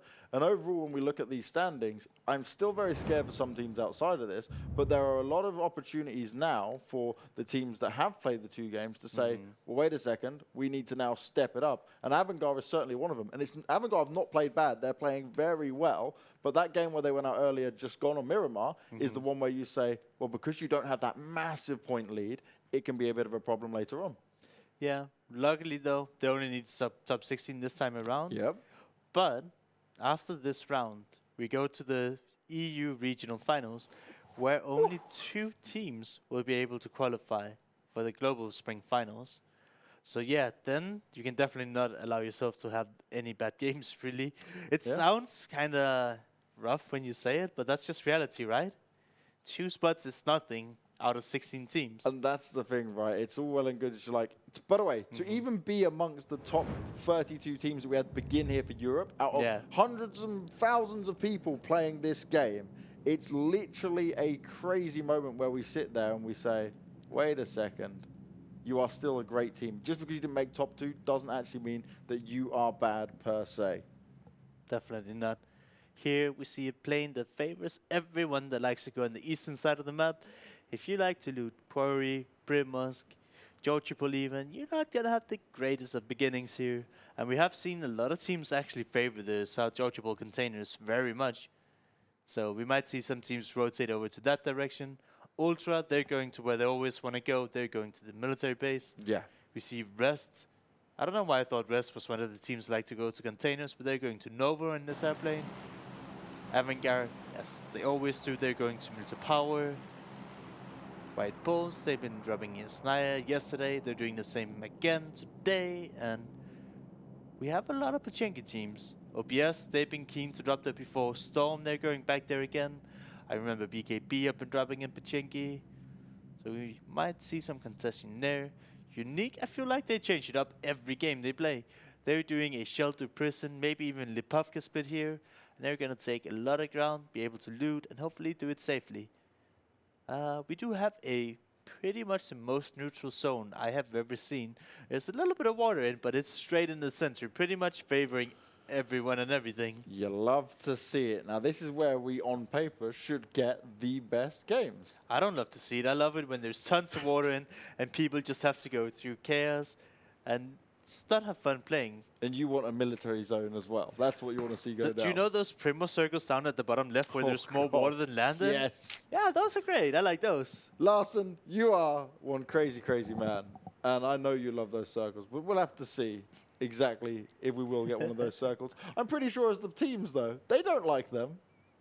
No, of course not. But that's just how it is, right? Did you like them when you were a player? No, I hated them. There you go. But no, but like the thing is, right? People like to see other people suffer. And when they're suffering, we're having way more fun. This sounds like a very scary place to go inside your mind, watching other people suffer. I mean, it's a video game. And you know, when people have to fight because they're getting messed up by the zone, that's fine. Don't tell me I'm wrong here. You always enjoy it when other people are not having a good time. That makes it more enjoyable to watch. It makes it more enjoyable to commentate, that's for sure, when we get these crazy games.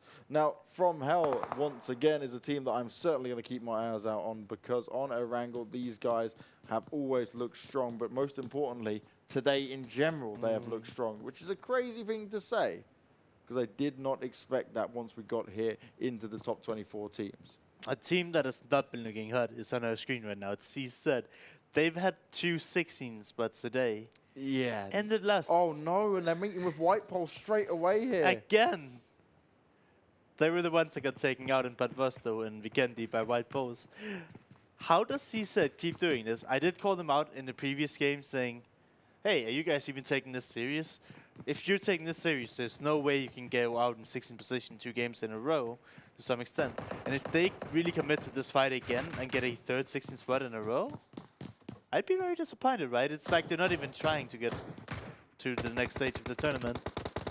Yeah, no, they have to have a quick turnaround here. RainDX able to try and fire back onto some, but Class is the one who's going to get the knocks on the board. One player, it's Terry, has been knocked. Frost is pretty low as well. And I could be a little bit scared because there is one thing that's going to be very scary for these players is how much meds are around to keep them healed back up. It's CZ, though, who will be massively on the back foot because they're not even able to push in beyond this ridge just yet, especially with that VSS tapping away.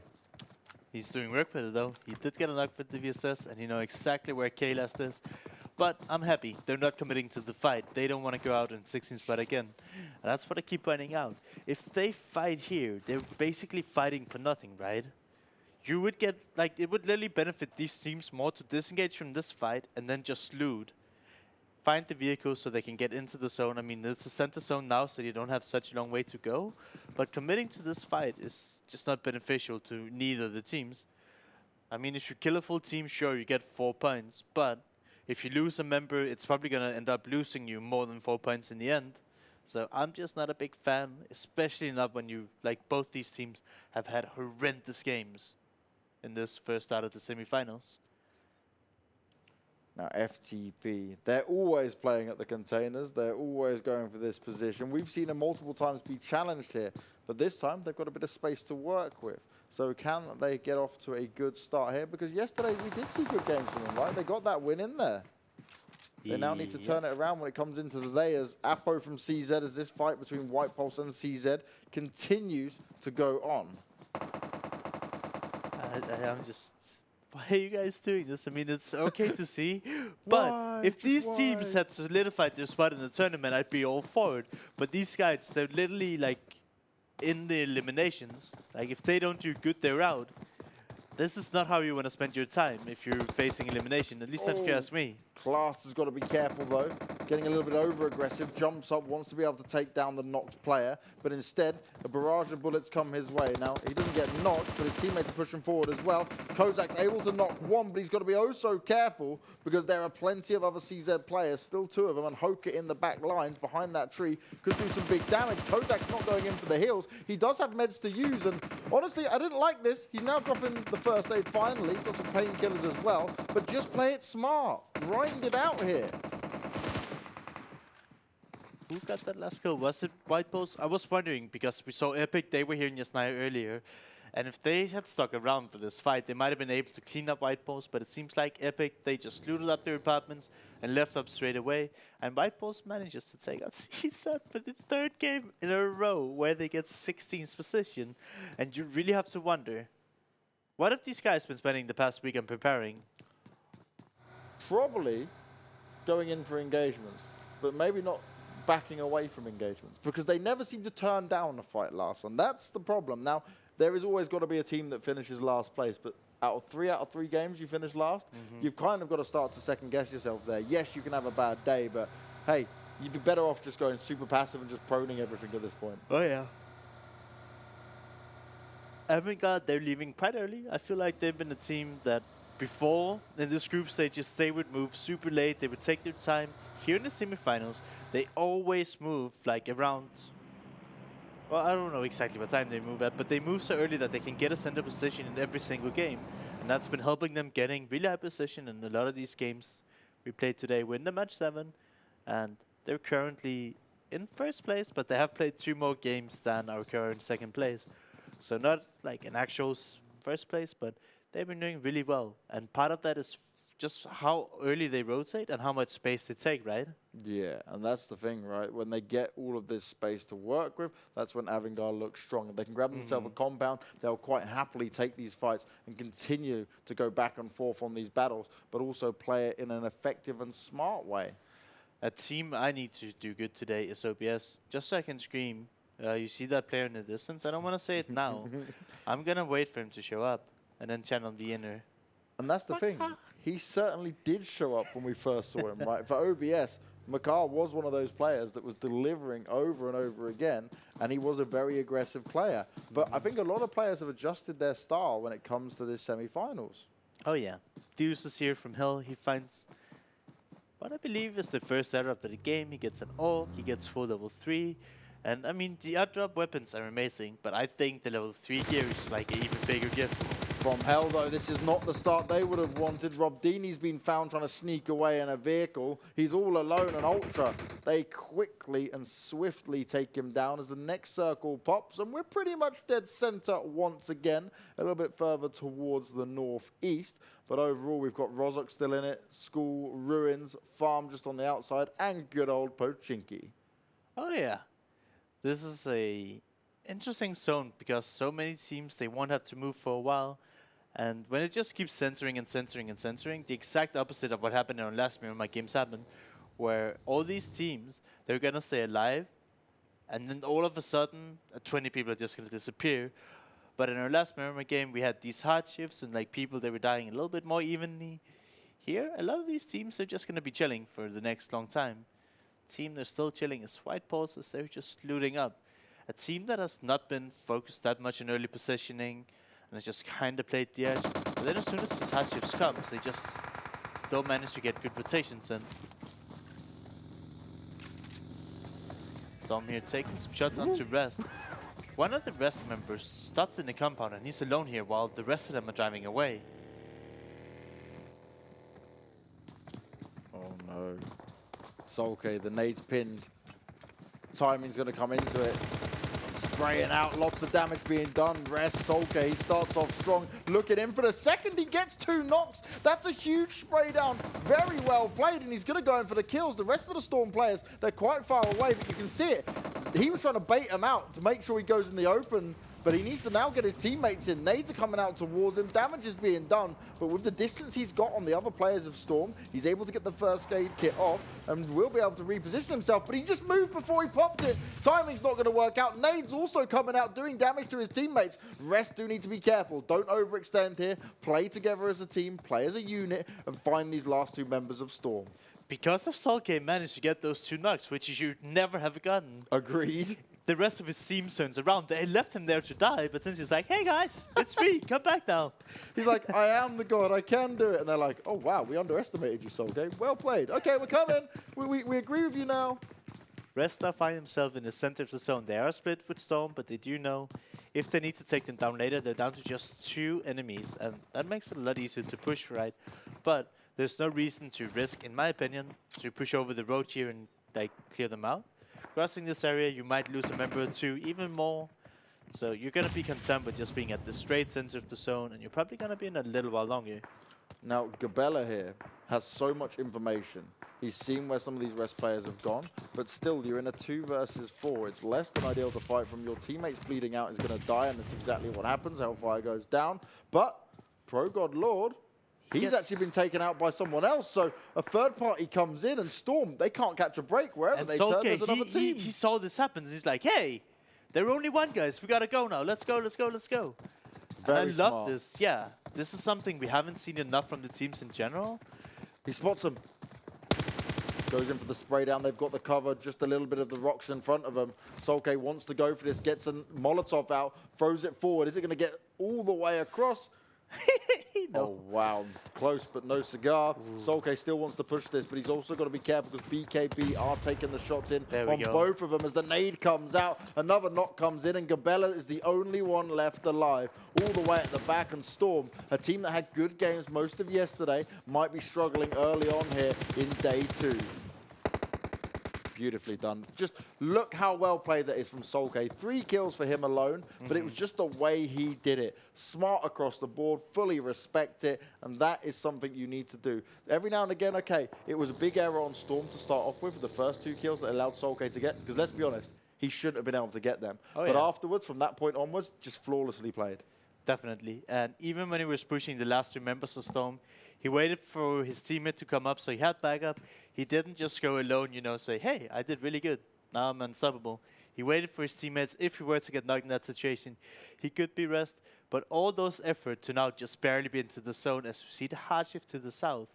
And there's going to be so many teams in Pochinki. This might end in Pochinki, and that's going to be a insane circle ending. Or there's going to be a lot of havoc, a lot of chaos as soon as the zones go out of Pochinki. Right now, Avangar, they're in the double bounce in the fields, and they're sitting fantastic right now. One of the best games I ever commentated of PUBG was when it did a Rosq ending. It was the most insane city ending ever. I'm down for it, I love it. It's not fun for the players. City endings are fun for most players, to be fair. I love city endings. Yeah? Yeah. Okay. You are a unique person, though, and I love it. I mean, I know a lot of the top teams on the PC platform, they do enjoy city endings. I think they're fun to play. Okay. Well, B13, they might not enjoy the position they've just decided to take because they've got BKB shouting over across the streets at them saying, where do you think you're going? You're not getting any space here. And they've also got Rest right in front of them who've just eliminated Storm. Oh, yeah. And then we see FromHell there. They're just chilling southwest of Pochinki up in the hilltop, hoping that the zone doesn't go away from them. But I believe they're pretty close to the edge, so FromHell not looking great in this game.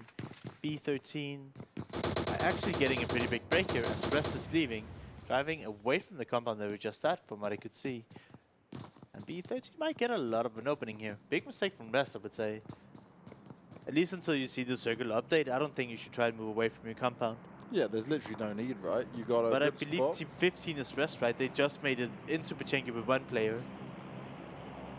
Teams are barreling in, and yes, there's plenty of places to sit yourself in, but it's got to be a smart place as well. As White Pulse going up against Avangar do find themselves not just a knock, but a kill, which is a huge play for them. And this is more of what we need to see from them. Can they actually challenge Avangar in this position? And right on the edge of Pochinki as well. Dum, dum, dum, dum, dum, dum. It's happening! That's a Pochinki ending and a half right there. And if you haven't watched a lot of PUBG competitive, if you think, yeah, Pochinki can house that many teams, just wait and see. Yeah.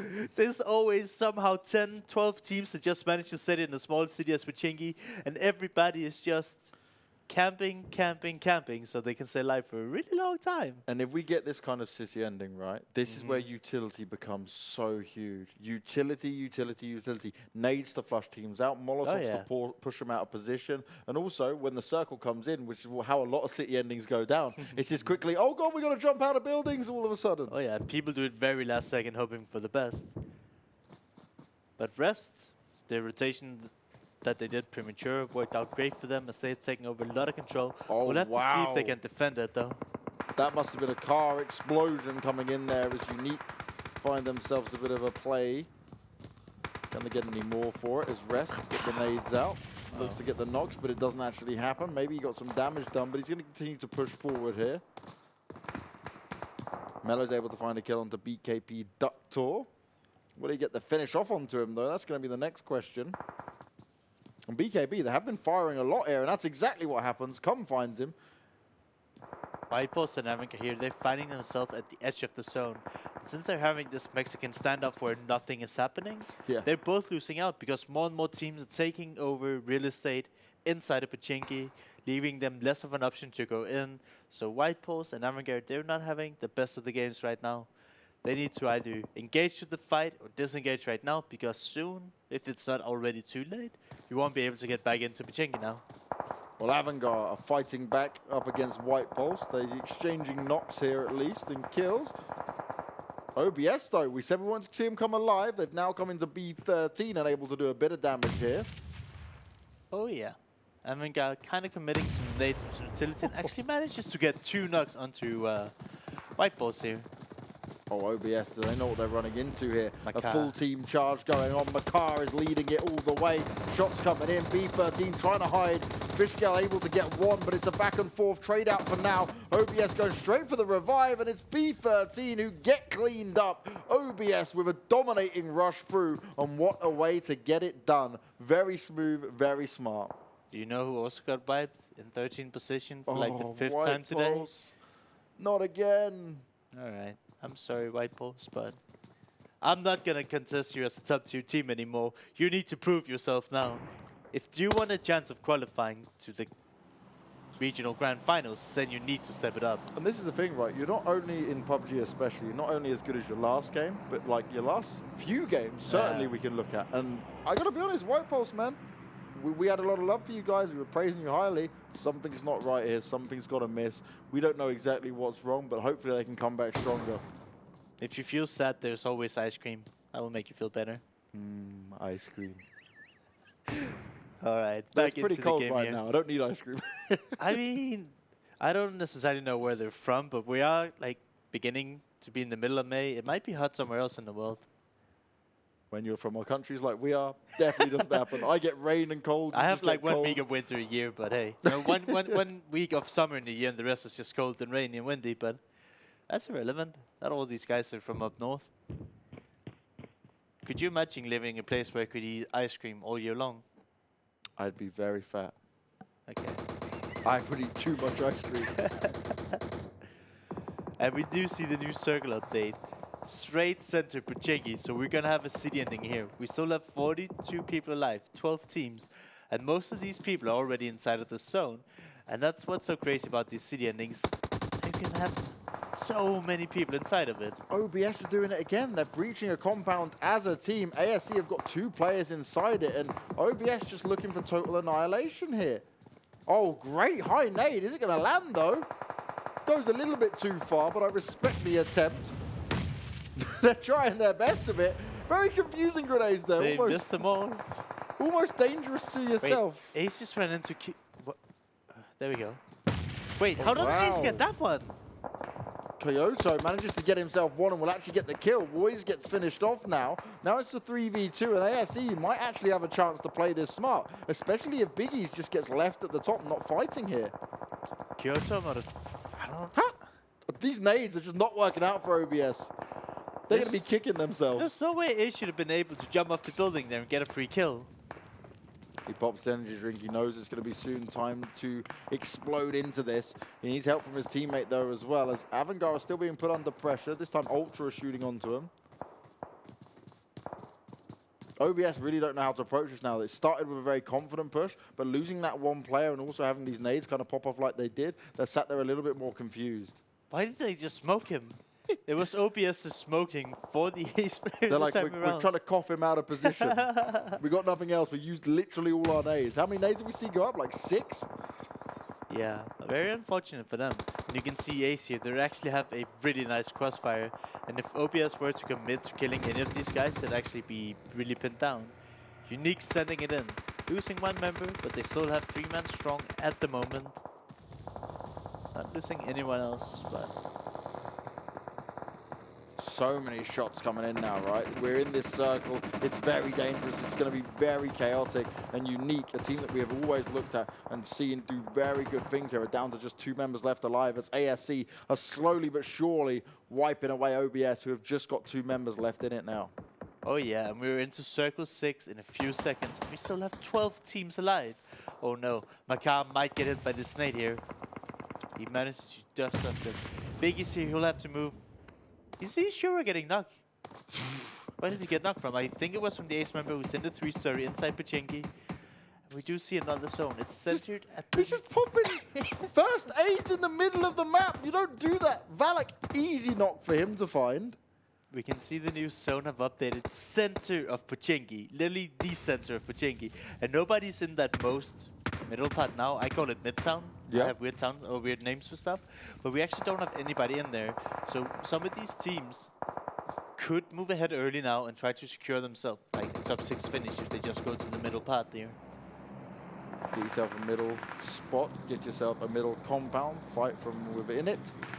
And keep the other teams at bay. That's what they'll be looking to do, as Epic still with 4 members left alive. Unique just with 2.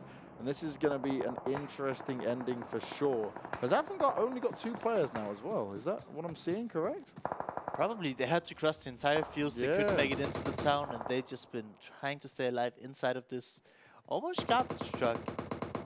Thank God for the smokes to be played. Maki and Bandita slowly but surely working their way across. But you see how they're doing it. They're leapfrogging each other. One player goes, waiting out, the next player goes. That's what you want to see in an attempt, because it stops you both from being sprayed down or naded out.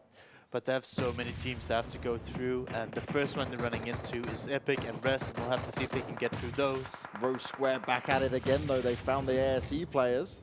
There's only got 2 more to find, as Biggie's is the one bleeding out, and Bag XI is just sat in the house at the moment waiting for his potential doom. As FDP, they may have been quiet, but look at their position. It's working out well so far.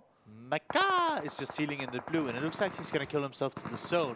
But there's still 12 teams alive, and you can't just give up that easily. No, it's worth still trying to fight it out, but Valak finds him regardless. And FromHell, in that position where they've sat, they've been able to pick off all these other teams fighting because they've been there for so long. And look at this, there's nobody in the center at all. Very interesting to see here. Rosq non-stop firing once again. Bag XI is up top, and I don't think they're aware because he's just chilling. He's not made any noise. The rest of his teammates are dead. So is there a chance that he can potentially get a couple of kills here by just causing them a whole world of pain and upsetting them by saying, hey guys, you didn't check the house properly? Yeah, that can definitely upset, and Rosq might lose my member from it, but it's all you can do. And the worst thing is, we're approaching Circle 7, but there's so many teams alive, because these city endings just can have so many teams all over the place. Somehow teams always manages to stay alive with 1 or 2 more members. One team that might not stay alive any longer is Avangar, as they go down into 10th spot here. So a couple of finishes now, which were less than ideal for Avangar, but they're still in a good spot, so there's no real worries for them just yet. Ultra again, fragging out non-stop. This time they're going to be going up against FTP. The double nades. No chance of a save there for FTP. You won't picking up that player anytime soon. They're trying to fire some nades back themselves. It's the grenade off, as it be.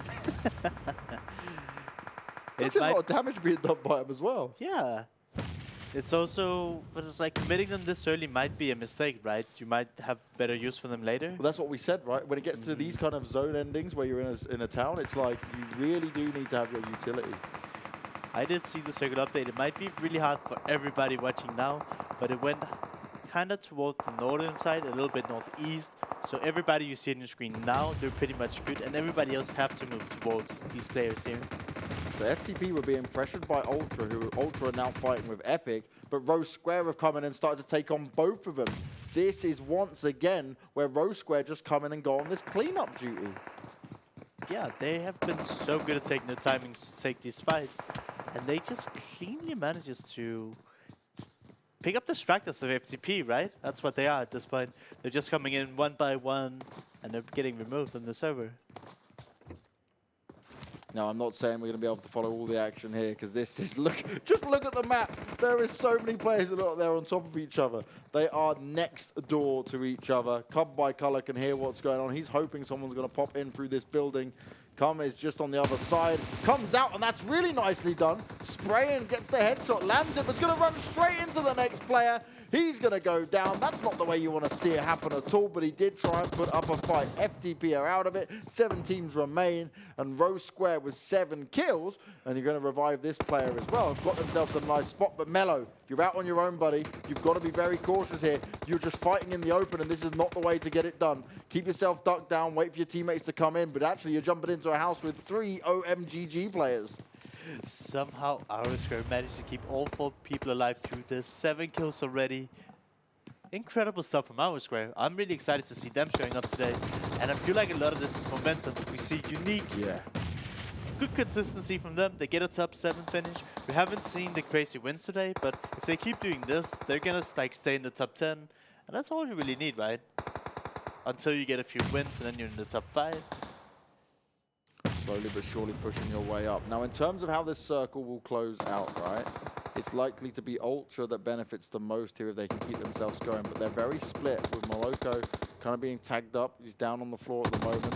He needs to ensure that he can try and stay alive or potentially get picked up. FromHell, again, within top 6. How consistent have FromHell been? FromHell, Rosq, Ultra, they're all in the top 6, and they're looking to keep it going right now. Epic on the edge of it as well. We can't forget about them. They may have not been lighting up the scoreboard, but they are within this to fight it out as White jumps into the house. He instantly gets himself a knock. Then he's sprayed down through the smoke. He can't see where to fight back in. FromHell are being fired back on. Balak's taking a lot of damage here. Also, the zone's going to get him. The first aid's not going to come in time. He gets tagged up. He dies to the play zone, and that's how you don't want to see it go down, as OMGG will be happy with the amount of kills they were just able to pick up. I don't know what just happened, but we're down to just 5 teams, and OMGG is surely gonna go out. Nope, nobody's looking towards him. Rosq is still hanging in with a Rest are in the best spot. Rest are looking so good. Oh yeah. They've got 8 kills, 4 alive, and they just now need to hold on to this position. Ultra, they're trying to stand strong, but they're in a bit of a rough spot overall. Rosq have 1 player knocked, and probably bringing them back up is going to be... Oh, it is possible. They're right next to each other, but that blue is going to be ticking away. And Andy, you can't take that damage. You're going to go down. Your teammate's not going to bring you up, and Harb's going to fall as well. Rosq are eliminated in 5th, and that leaves us with our last 4 teams. It's Epic, Rest, Unique, and OMGG. And OMGG just has sticks alive. Yep. We're looking to some of these teams. It's going to be really hard to call what's going to happen here. But, like you mentioned, Rest, they're the only team that is looking really, really healthy. But if they commit to a fight, some of these solos might get some unfortunate knocks onto them. And I can't really make any predictions as how this is going to go. Well, OMGG. He hangs himself out on his own. That's going to be Ultra taken out of it. The fact he was able to get away with that is crazy. He's literally like, I'm just chilling in the house. Oh, you run into me? No problem. But that's still Ultra today. A 1st place, a 2nd place, and a 4th place. Look at that. One of the Rest members went out alone and gets immediately picked apart. And that's the problem here. They're going out one by one, not covering each other.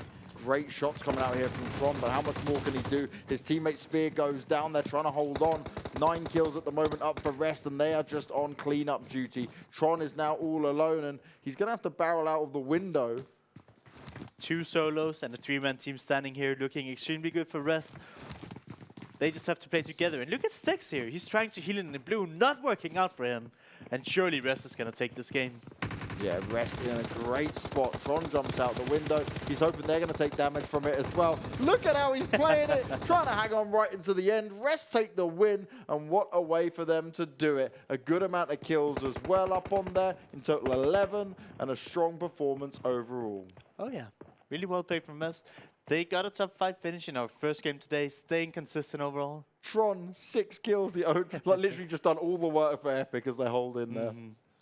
They had to just send it into Pachinki and manage to stay alive, pick up some of the stragglers. I believe they were the ones to take out Avangar as well.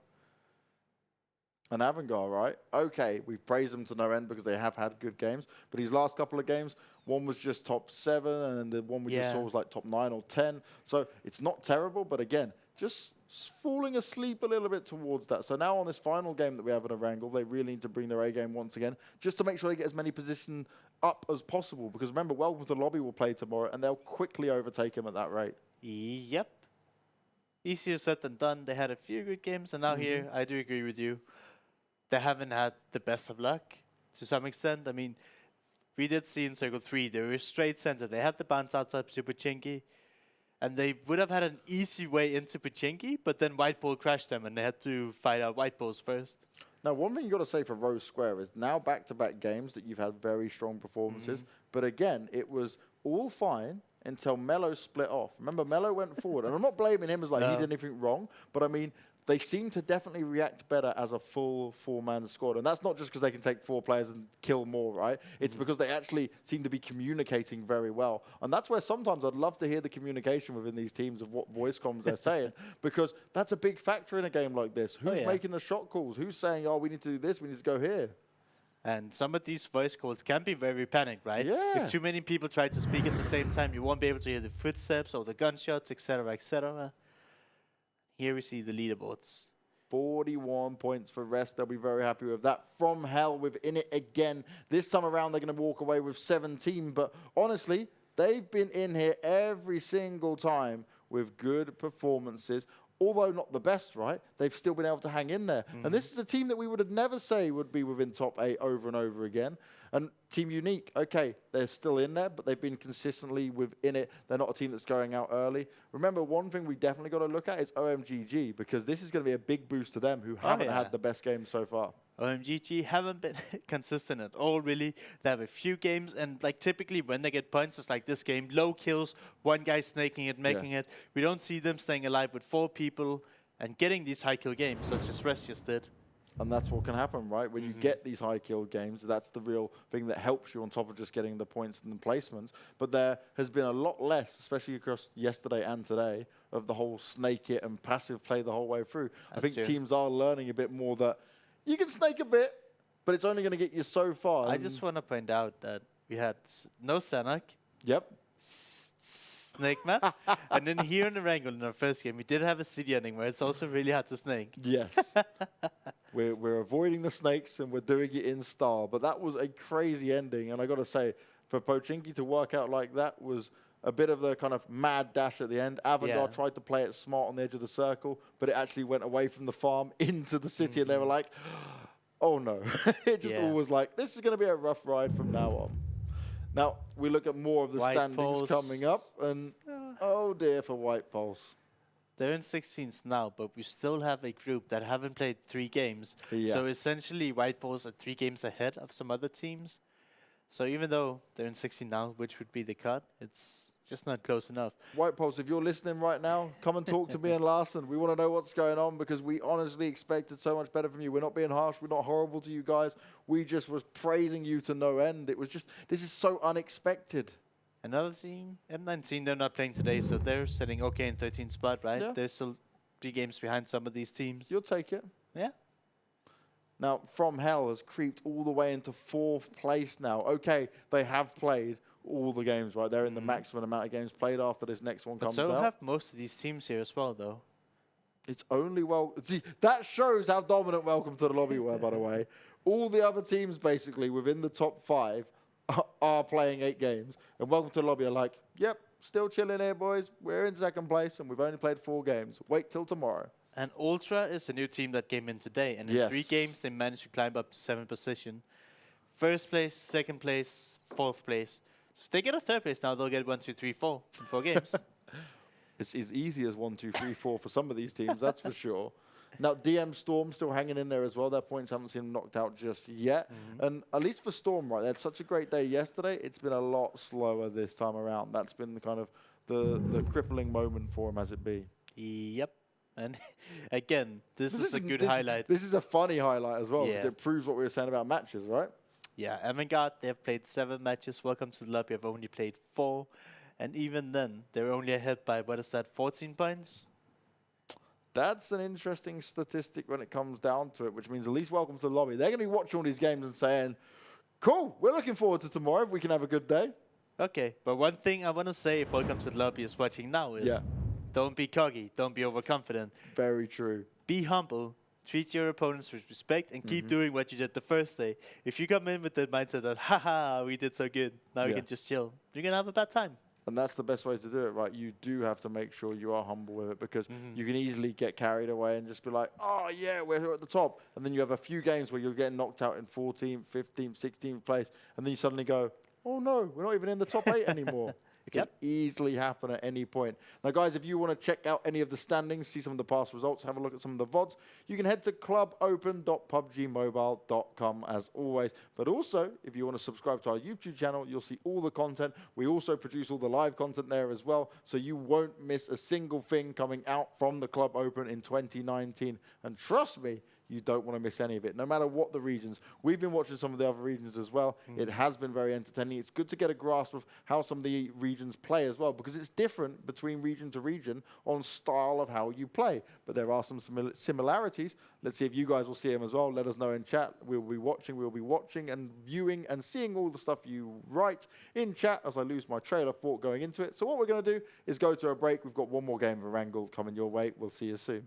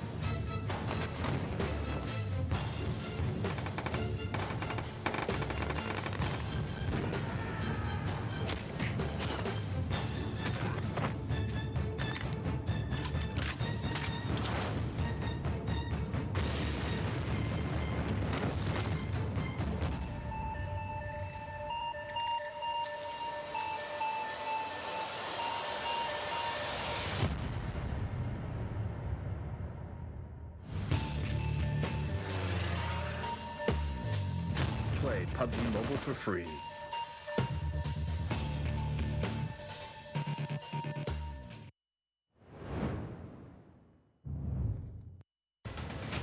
Zombie, Darkest Night, the newest mode in the zombie universe is here.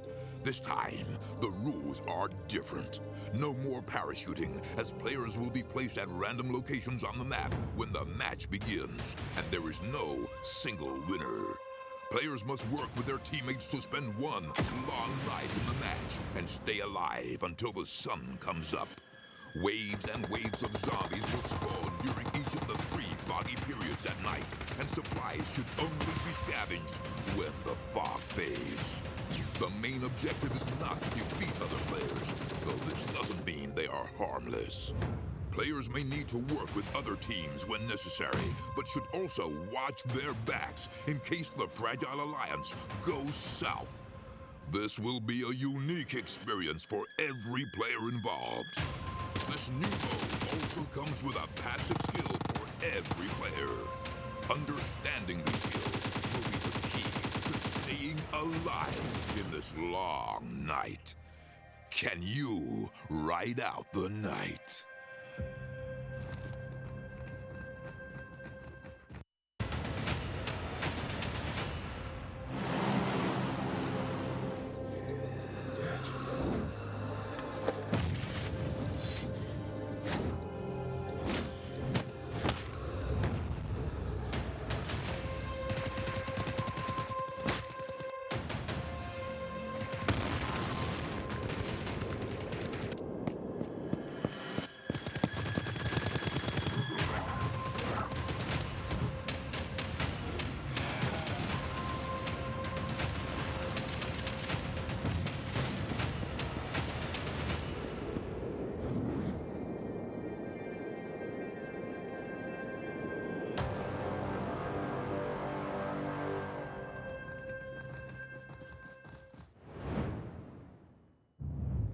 It's our final game of day 2 and our final game of Erangel coming up. The question is, who will take it this time around? We got an insane Pachinki ending, which was a lot of fun. Bit of crazy, but a lot of fun. It's also our first city ending in all of these games we played.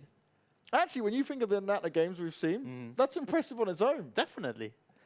I'm down. Okay. Me too. We'll get it every now and again. I'm always up for seeing it happen. And I like what you mentioned. No snake endings today. Everybody have to fight their way through. You don't get to see cowards just like, oh no, I hope I get the zone. People actually have to fight for the right to win some chicken dinners today. Oh, yes.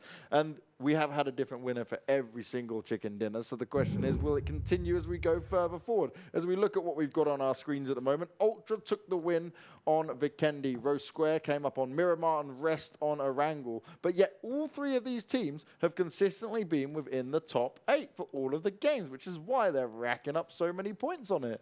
Yep. And you got to be feeling good if you're those teams. And I do hope that this is just hard work paying off for them. Yeah. They've had a week off. They maybe watched through a lot of their games. They played. They work on communication, etc., because it actually is a lot of hard work to come in and do this kind of performance. And getting 3 really good games back to back to back. It's not an easy performance to do.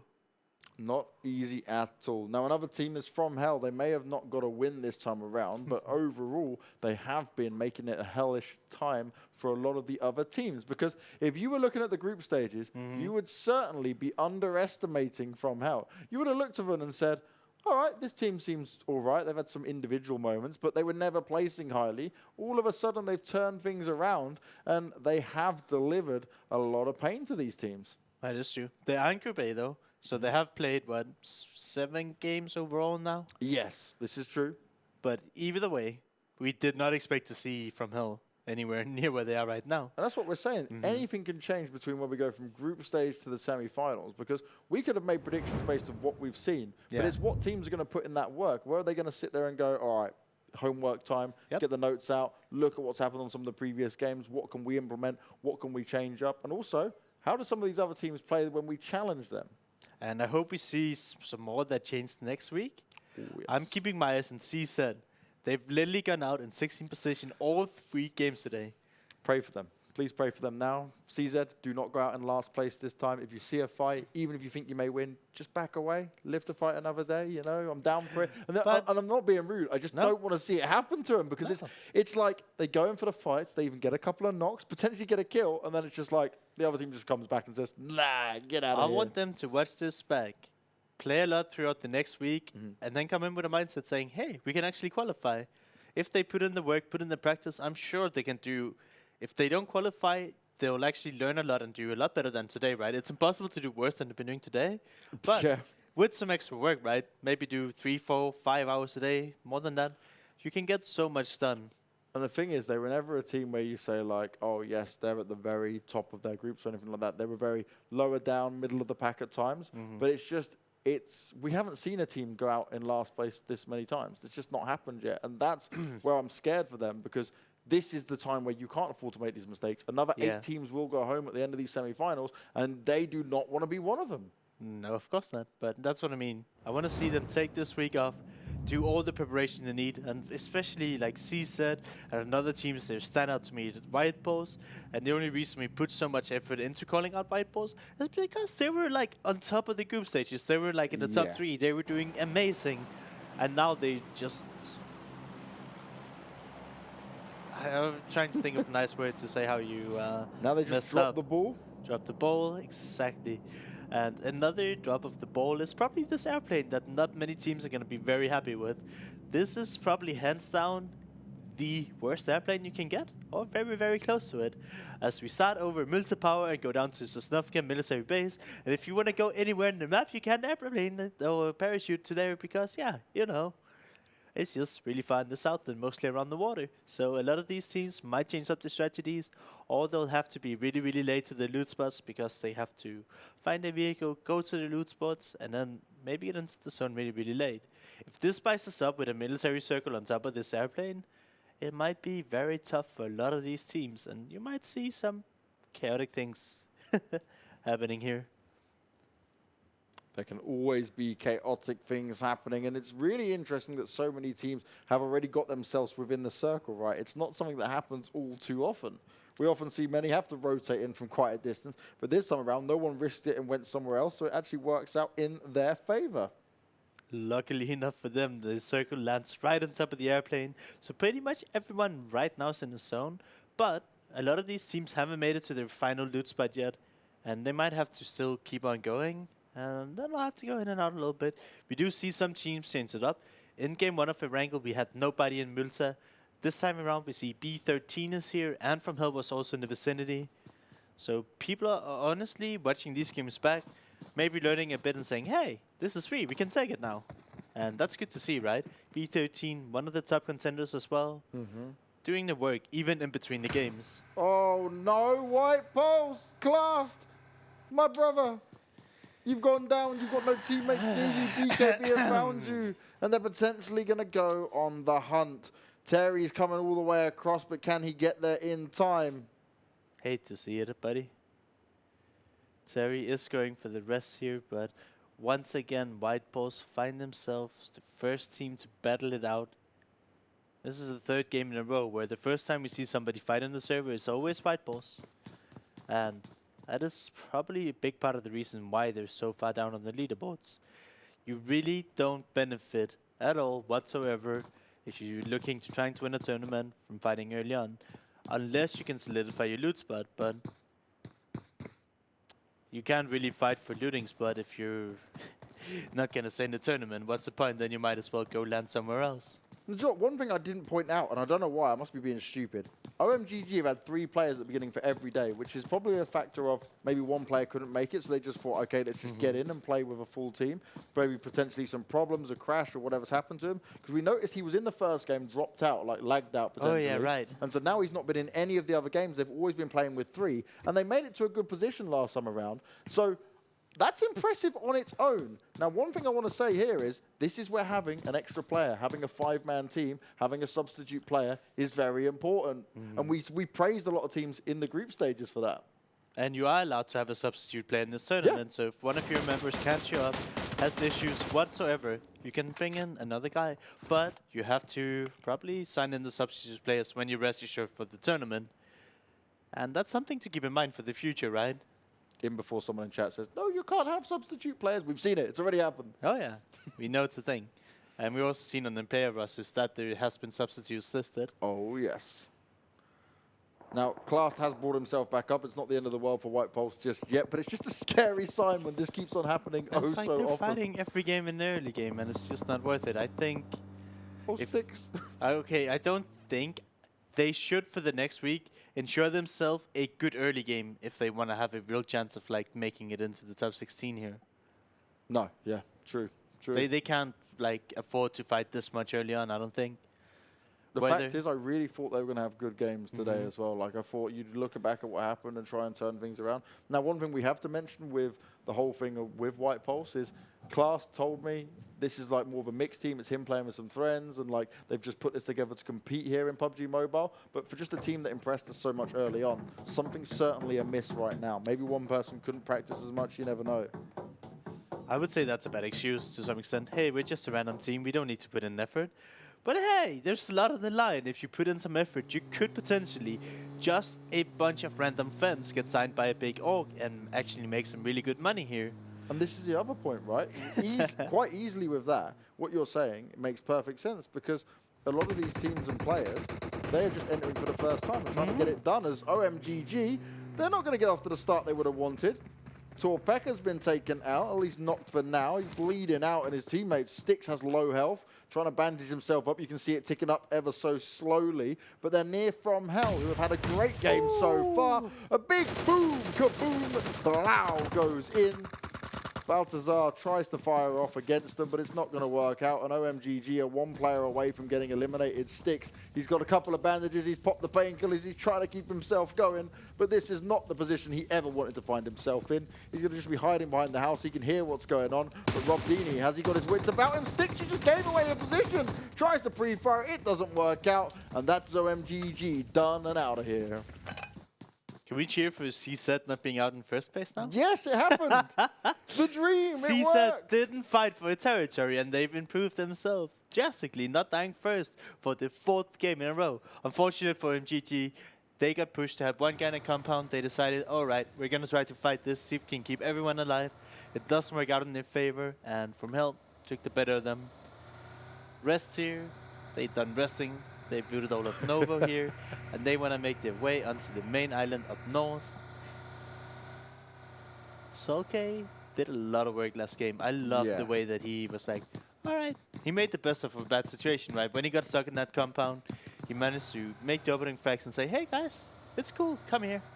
And it was really hyper-aggressive, right? Because there's aggression and then there's what he did, which was the confidence in his own ability to get the job done. Now, Rosq, they're starting their rotation already, getting themselves repositioned into this. Somehow, White Pulse and BKB are still deciding to fight this. There's plenty of room here, guys. What are you guys doing? Yeah, I agree with you. Like, how is BKB so committed? I mean, White Pulse, it looks like they're trying to disengage, but BKB keep running after them.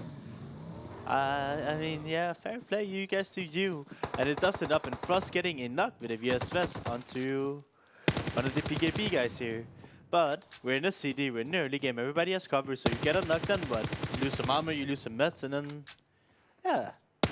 I'm just still a big fan of these engagements. And now we see Kozak moving off again on a lot of these fightball players, they go alone all the time and then they get caught. As you see Kalis get knocked here because they're pushing out in the open way they don't have to. Ah! I'm a little bit frustrated here. I don't know if you could tell. just a bit, Larson. It's acceptable though. The rage is happening. Larson burns from the inside. But FromHell might be burning other teams from the inside ever so shortly if they continue to have good games like they've had across the board. There's no reason for them to die here, buddy. Come on. Oh no, Kozak, you made a grave error by jumping out then. Doctor was ready and waiting. He knew what your next move was going to be, and he's looking for the next one as well. Gets himself a nade pinned and ready. Goes a little bit too far, but Terry, he does need to back away. He does need to avoid fighting in this. And honestly, BKB, they have full control. And this just makes me question, okay, White Pulse here, do they not want to go to the regional finals? I know we don't have confirmation for this, but potentially the regional finals could be a LAN tournament where you get to meet up with all of your friends that you played with online forever. And as the previous player, you cast at a banner tournament, you're even an ex-player yourself. Even though you don't win a final LAN tournament, just going there, the environment, meeting other people, getting to travel with friends, is an awesome experience. And I just don't understand why they are so committed to fight early game rather than trying to get to these finals. Like, it's actually such a good experience. I think it comes back to what you were saying earlier, right? Is just that in their heads, this was working before, they were doing it, and it was working in the group stages, but now it's not. As one thing that isn't working so far, at least in this game, is Ultra staying alive, because Stark has gone out of it already. He gets picked up by the Epic players, and White Pulse are close to elimination. 2 players left alive. Frost, he's a bit further away. Terry's managed to rotate away from BKB, but there has been so much destruction done by the BuzzKillBros that they're going to be loving life right now, not just in terms of the fact they've got the kills, but the loot that went along with it as well. And White Pulse, they could have left the city by now, but they decide to still stick around. They've already lost 2, but instead of just running away, they're staying around, and I am just confused. I want to say something smart and clever, but I can't. So let's talk about OBS here. We saw Maka have a little bit of life last game when they were pushing onto the warehouse just west of Pochinki, but ultimately they've had a very quiet day as well. Quiet 2 weeks, because it was only in the first week we saw big signs of life from OBS, and we'll just have to see how they end up overall. They're not like the team that goes out first out playing together, but I feel like the team comes, and sometimes the rotations needs a little bit of work. And once again, how many times do we see this Avangar already holding a compound as teams push up there, try and take it? And look at how Avangar is playing this. They do have 2 guys outside the compound always ready to respond. Yeah, but they hear a vehicle, they understand how to do it, and they push forward. Now, problem here for Ultra is they lost a player early on. They're now running straight into FromHell, who have racked up a couple more kills now. Moloko's in there on his own. He's got very low health, and Ultra could be having one of the worst games they've had so far. They can afford it. They've had amazing games this far. I mean, obviously it sucks to go out early on, but if you got a first place, a second place, and a fourth place, you can like, that's a pretty decent day. Snaking his way to a third place in before it happens.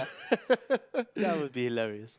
You could go for this airdrop, right? That seems like a great idea if you're alone. How else are you supposed to win the game without an AWM? And all the level 3 gear. Hey, I'll take it. That's a big win. One team that could go for it is FromHell, and we actually do see one guy driving towards it. I respect this. If he has the knowledge that nobody else is around, then why not go for this airdrop? And look, he's got teammates on the roof, which can provide some cover fire if they can see him from there. Obviously, we're trying to look at it from this perspective. But overall, this is like a good position to try and fight from. And Whitey here, we've seen actually Whitey is always the guy who's be the last one alive, right? Yes. And he does make big plays. So it is important to give a player like him all the level 3 stuff, so you can potentially get some more kills or some high placements for you and your team. I think he went over there and did it as well. I think he got the airdrop. He literally went for the airdrop and then back again. And that was so fast as well, right? Fluid rotation to go grab it, come back, sit with his teammates and play. Boom. Hardship to the north. And this, James, you said you wanted snakes and you've been missing them.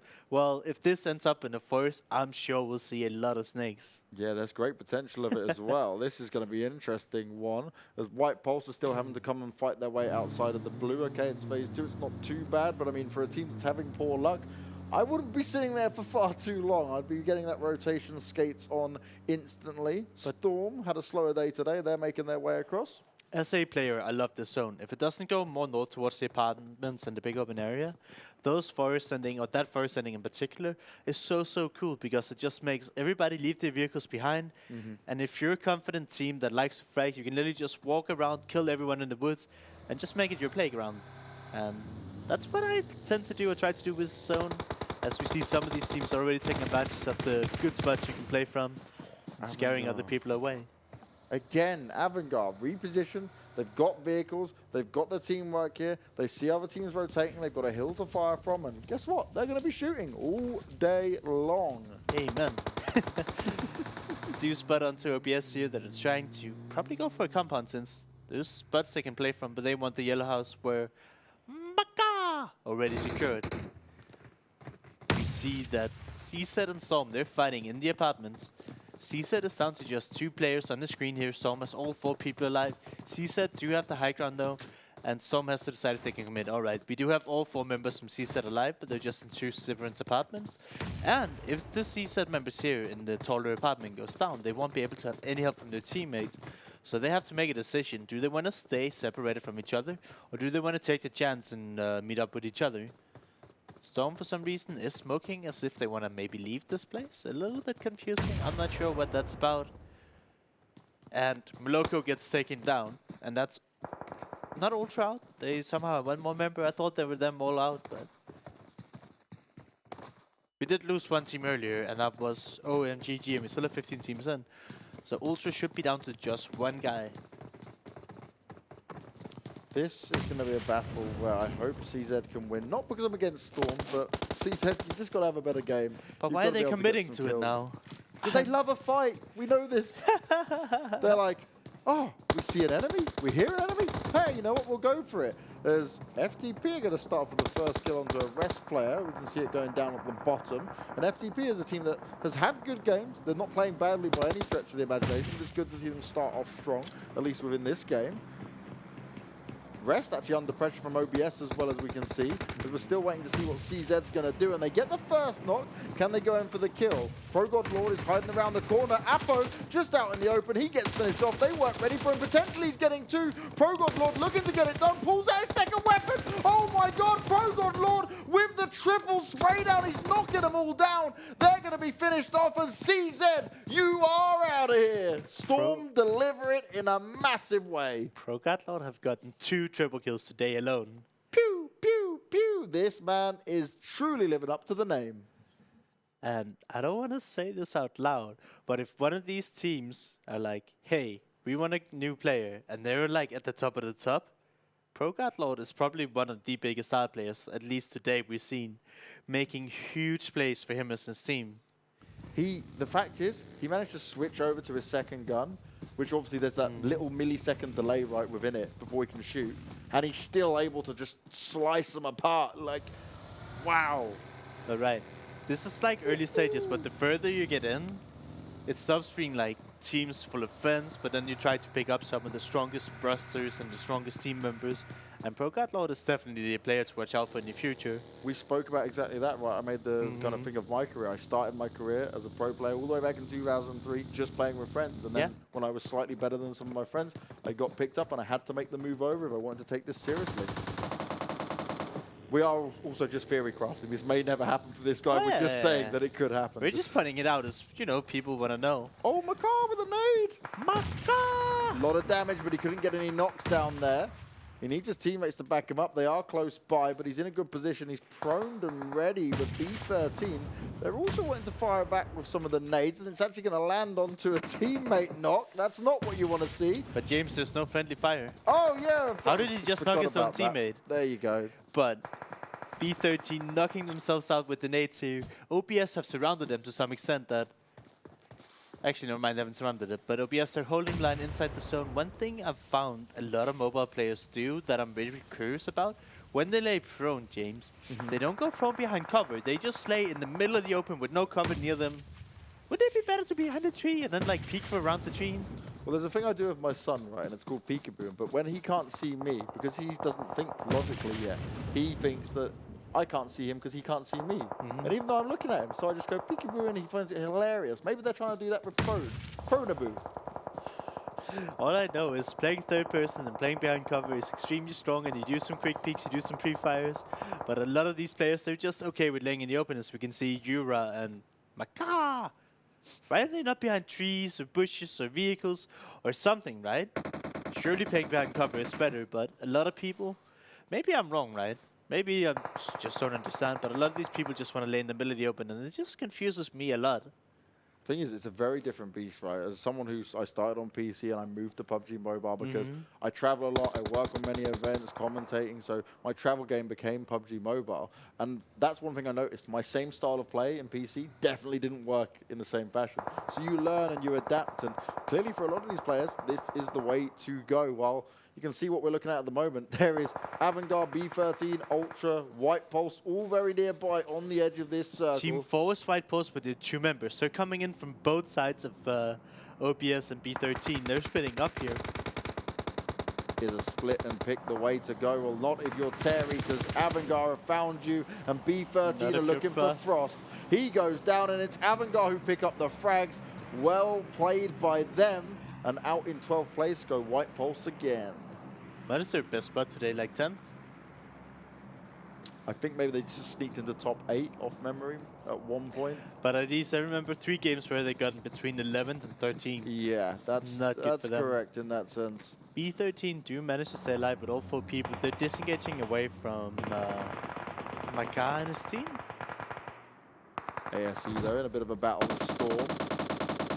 Storm, Pro God Lord, once again, he's on that scoreboard. He is killing people across the board, and he is able to deal the damage once again. This man is a one-man wrecking crew. How is he still doing it? Pro God Lord, we need just a mini camera of you and you only if you continue to deliver. He's still racking up the kills. What on earth is going on? We haven't talked about the zone. This zone went hard to the west with Vikendi. And instead of being an awesome forest ending, we're almost towards a field ending. A field ending is certainly possible. Well, you definitely, if you want a snake zone, field endings are the best snake zone. Pro God Lord, though, under a lot of pressure here. He's still getting kills, though. What is Pro God Lord doing? He's a one-man machine army going all at it at once. I'm impressed. He's even split up from the rest of his team. It's like, yeah, I got this, guys. I'll just secure your spot in the circle. This fight for the hill is crazy. Oh, yeah. Storm had the compound. They were at the bottom of it. They're working their way up. Unique's right in front of them. The last ASE member is just proned in smoke, trying to hide himself up. Same for Rest. How is Unique getting away with this driving in between, like, 4 teams? And no one shot them. Yeah. If that was any of us, they'd instantly would die. Unique is answering back with nades as well. It's nades galore that are going to come out, but how much can it be done? Nagy getting away with it, actually. These nades are barreling out in good directions. Ooh. So much happening here. Storm, what are they going to do? Only 2 members not knocked. Gabella and Hellfire, you need to turn this around. Now, Hellfire is able to at least move himself away a little bit there. Magella's going to actually come in and make sure he can get the bringing him back up as Kitsune, well aware of what's going on, starts with the spray down. Ooh, look at that control! He does get him. Very well played. That's the way you get it done. Wait, make sure you're fully confident with it. Get your hands in a good position because it's very difficult. Get the claw grip on go, and then boom, it's time to make it rain. Wipe the sweat up your hands. Whenever I play mobile games, I get super sweaty hands. Erangel, though, they've turned up this game. They're in the top 6 once again, turning up with a bunch of kills. Epic, they're still in the zone. And if you see this new zone, they have the only houses in the zone and they have full control over it all. Only 5 teams remain and we're at phase 5. We've not seen a game like this. This is insane. So look at the teams. Unique, FromHell, Avangar, Rosq, and one more team FromHell, right? It's all our top 5 teams from today. Epic's there as well. Oh, yeah. Comes, jumped up, he's going to try and get the finish off. He lets his position be known. He's got Andy to the side of him. How much can he do from here? Come out in the open. This is not what you want to do, especially with how many teams are around you. He's trying to push his way back, but this could be very scary. FromHell are looking in a good spot as well. Once again, plenty of kills for them, but they're going to be under pressure at the same time, and they're putting it all back onto Epic. Rosq's under a lot of hurt here, trying to take out Avangar. Harp manages to take down Djar, but they're far away from the zone. And Avangar, the rest of the team, they've already made it all the way in. And now Rosq, they needed to make it either through Avangar or FromHell or Epic here. As FromHell, they crashed into one of the Epic houses and managed to take 2 of them away. I completely missed that. Oh my. Nades galore. Mackie, he spots what's going on. I think he just spotted the Rosq players there. He's going to hide back into the smoke, and he might be able to cause them a bit of an upset by sneaking around them here. 8 kills already for Avangar. 7 up on FromHell. 8 for EpicGang. 4 for Unique. 2 for Rosq. And sadly, Mackie, he may be out in the open on his own, but he did just get taken out, and he's only got his teammate Bandita left alive, who does have a ghillie suit to play with. He's going to drop a smoke as well, but being this far out in the open, the res is going to be oh so difficult. Oh yeah. Somehow Unique and FromHell managed to crash this compound, taking it away from Epic. You can say it was pretty greedy of Epic to be split this late into the game, and they lost the breach to FromHell, right? Really well played by FromHell today. I want to know what they ate for breakfast. They had their Weetabix, their Leaderbix, and everything else alongside it. Probably a lot of vitamins in there as well. As Nagy looking to do some damage, but he can't land the shots fully just then. That was a bit awkward. Shots came back out towards him. He sees where the Rosq players are. He's continuing to tap away. Maybe just take a bit of time. Don't spray it. Calm down and take the solo shots, buddy. We do see Rosq go out in 5th place, though. And we're down to just 4 teams now. Avangar still in it. FromHell are looking like just dominant in terms of kills. And also the zone, right? There's no way they won't be the next and one. their compound as well. Yep. If Unique and Epic have to move, this is going to be treacherous. I'm surprised that FromHell haven't tried to take more ground now, so they can deny some of these rotations here. But look at Unique, they're already trying to get into the vehicles soon and maybe even just send it in. Don't get baited out by the supply drop from Hell. Don't allow it to happen. As nice as it probably would be, it's not going to be worth it. It could probably help them later if they have to leave the barn, maybe, if it's still in the zone. It's all going to come down to this waiting game. There's no need for anyone to move just yet. Avangar will have to be the first to push out. Smokes go down already. Bandita has the ghillie suit still. Mackie has been rezzed up, which is impressive on its own, the fact they were able to get it done. Epic here, they're basically just sandwiched between 2 teams here and they don't have much they can do. Either they try to out-heal in the blue, hope they can get higher placements, or they have to commit to these fights. They would have to commit to fighting off Unique and hope to get a higher placement that way, but it doesn't seem like they have the courage to do so. Unique here, taking the cast, sending it in, I like it. Actually, Yasha pushes in the building at the same time, providing free rotation for his homie, but now it's Nagi versus Tron. And Nagi wins that all the time. That's Epic out in 4th spot, and we're down to remaining 3. Avangar, Unique, FromHell. FromHell is looking to close this out in style. It's been a lot of kills for them. They managed to apply the pressure. They 100% know when Bandita is, which means as soon as he moves, he's going to be completely ripped apart. Nagy and Yash, they're taking some damage. They're kind of kept at bay at least for now, but FromHell can just gatekeep him all day long. Nagy goes down, and Bandita, he's just trying to stay alive and say, all right, I'll just wait it out. Maybe we'll get 2nd place because of this. Yeah, unfortunately though for Bandita, it doesn't look like he's in the zone, so he should go out here in 3rd position, and then we're gonna have a 2v4 Unique versus FromHell. Headshot connects easily from Deuce as Bandita has to run because of the zone. He gets taken down in 3rd, and I will have to see Unique. It's Kitsune and I believe Yasha who's still left alive, right? Can they do this? Or is FromHell gonna go away with their first chicken dinner?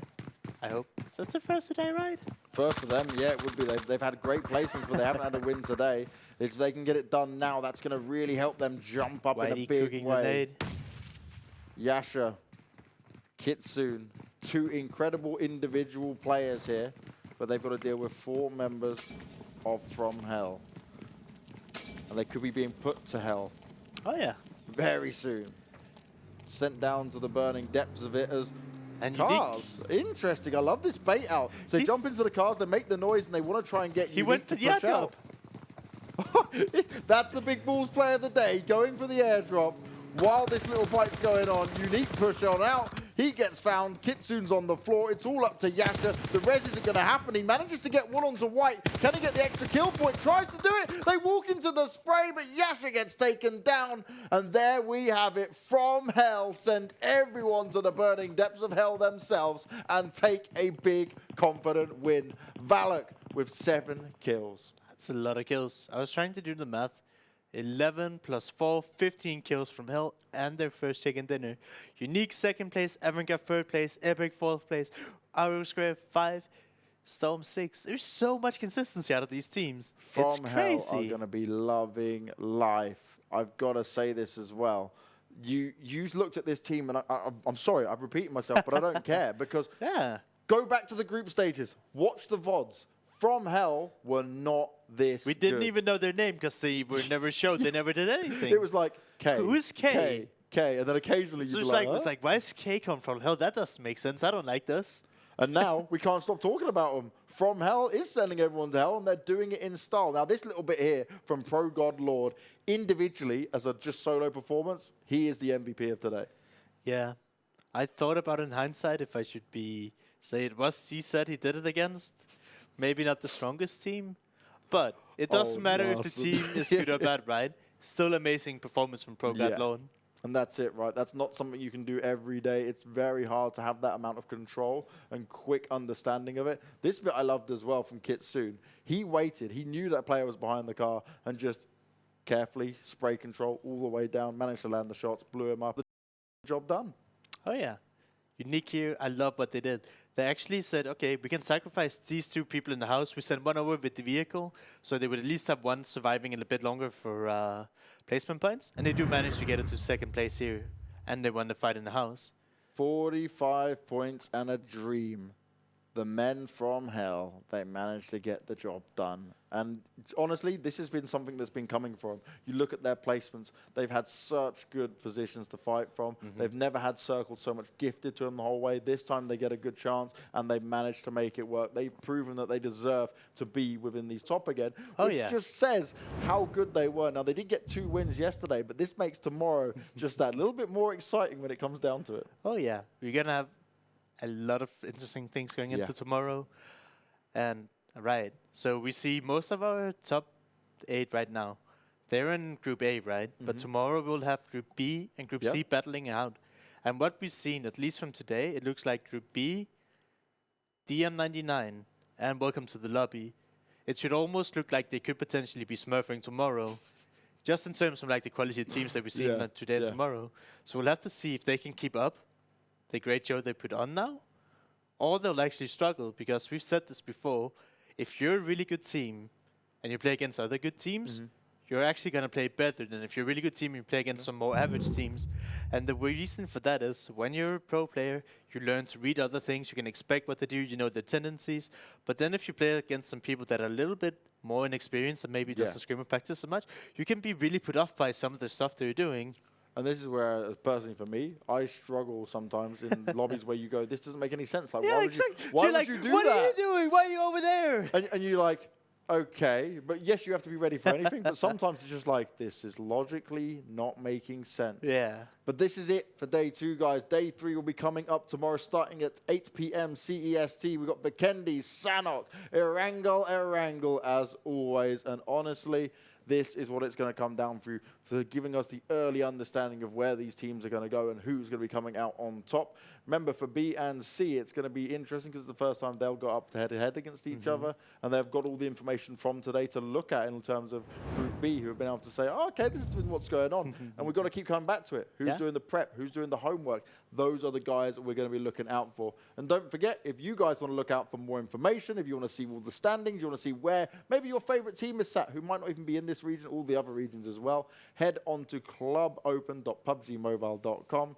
And also, please, for me and Larson, honestly, we're just saying it because it is important for you guys to follow all the action.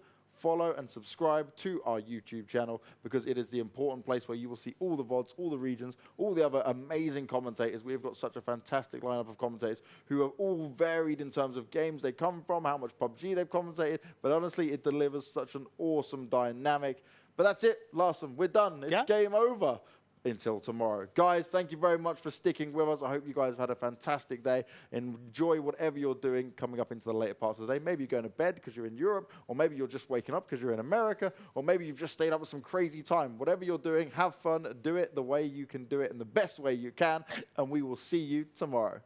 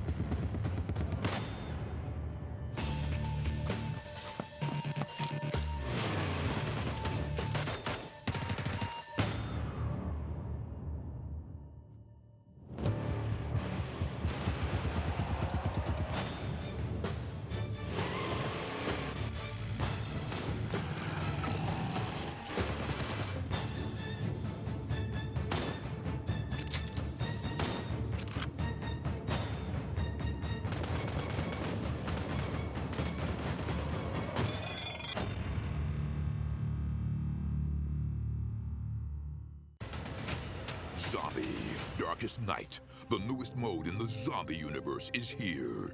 This time, the rules are different.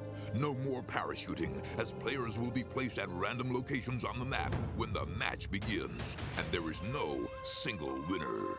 Players must work with their teammates to spend one long night in the match and stay alive until the sun comes up.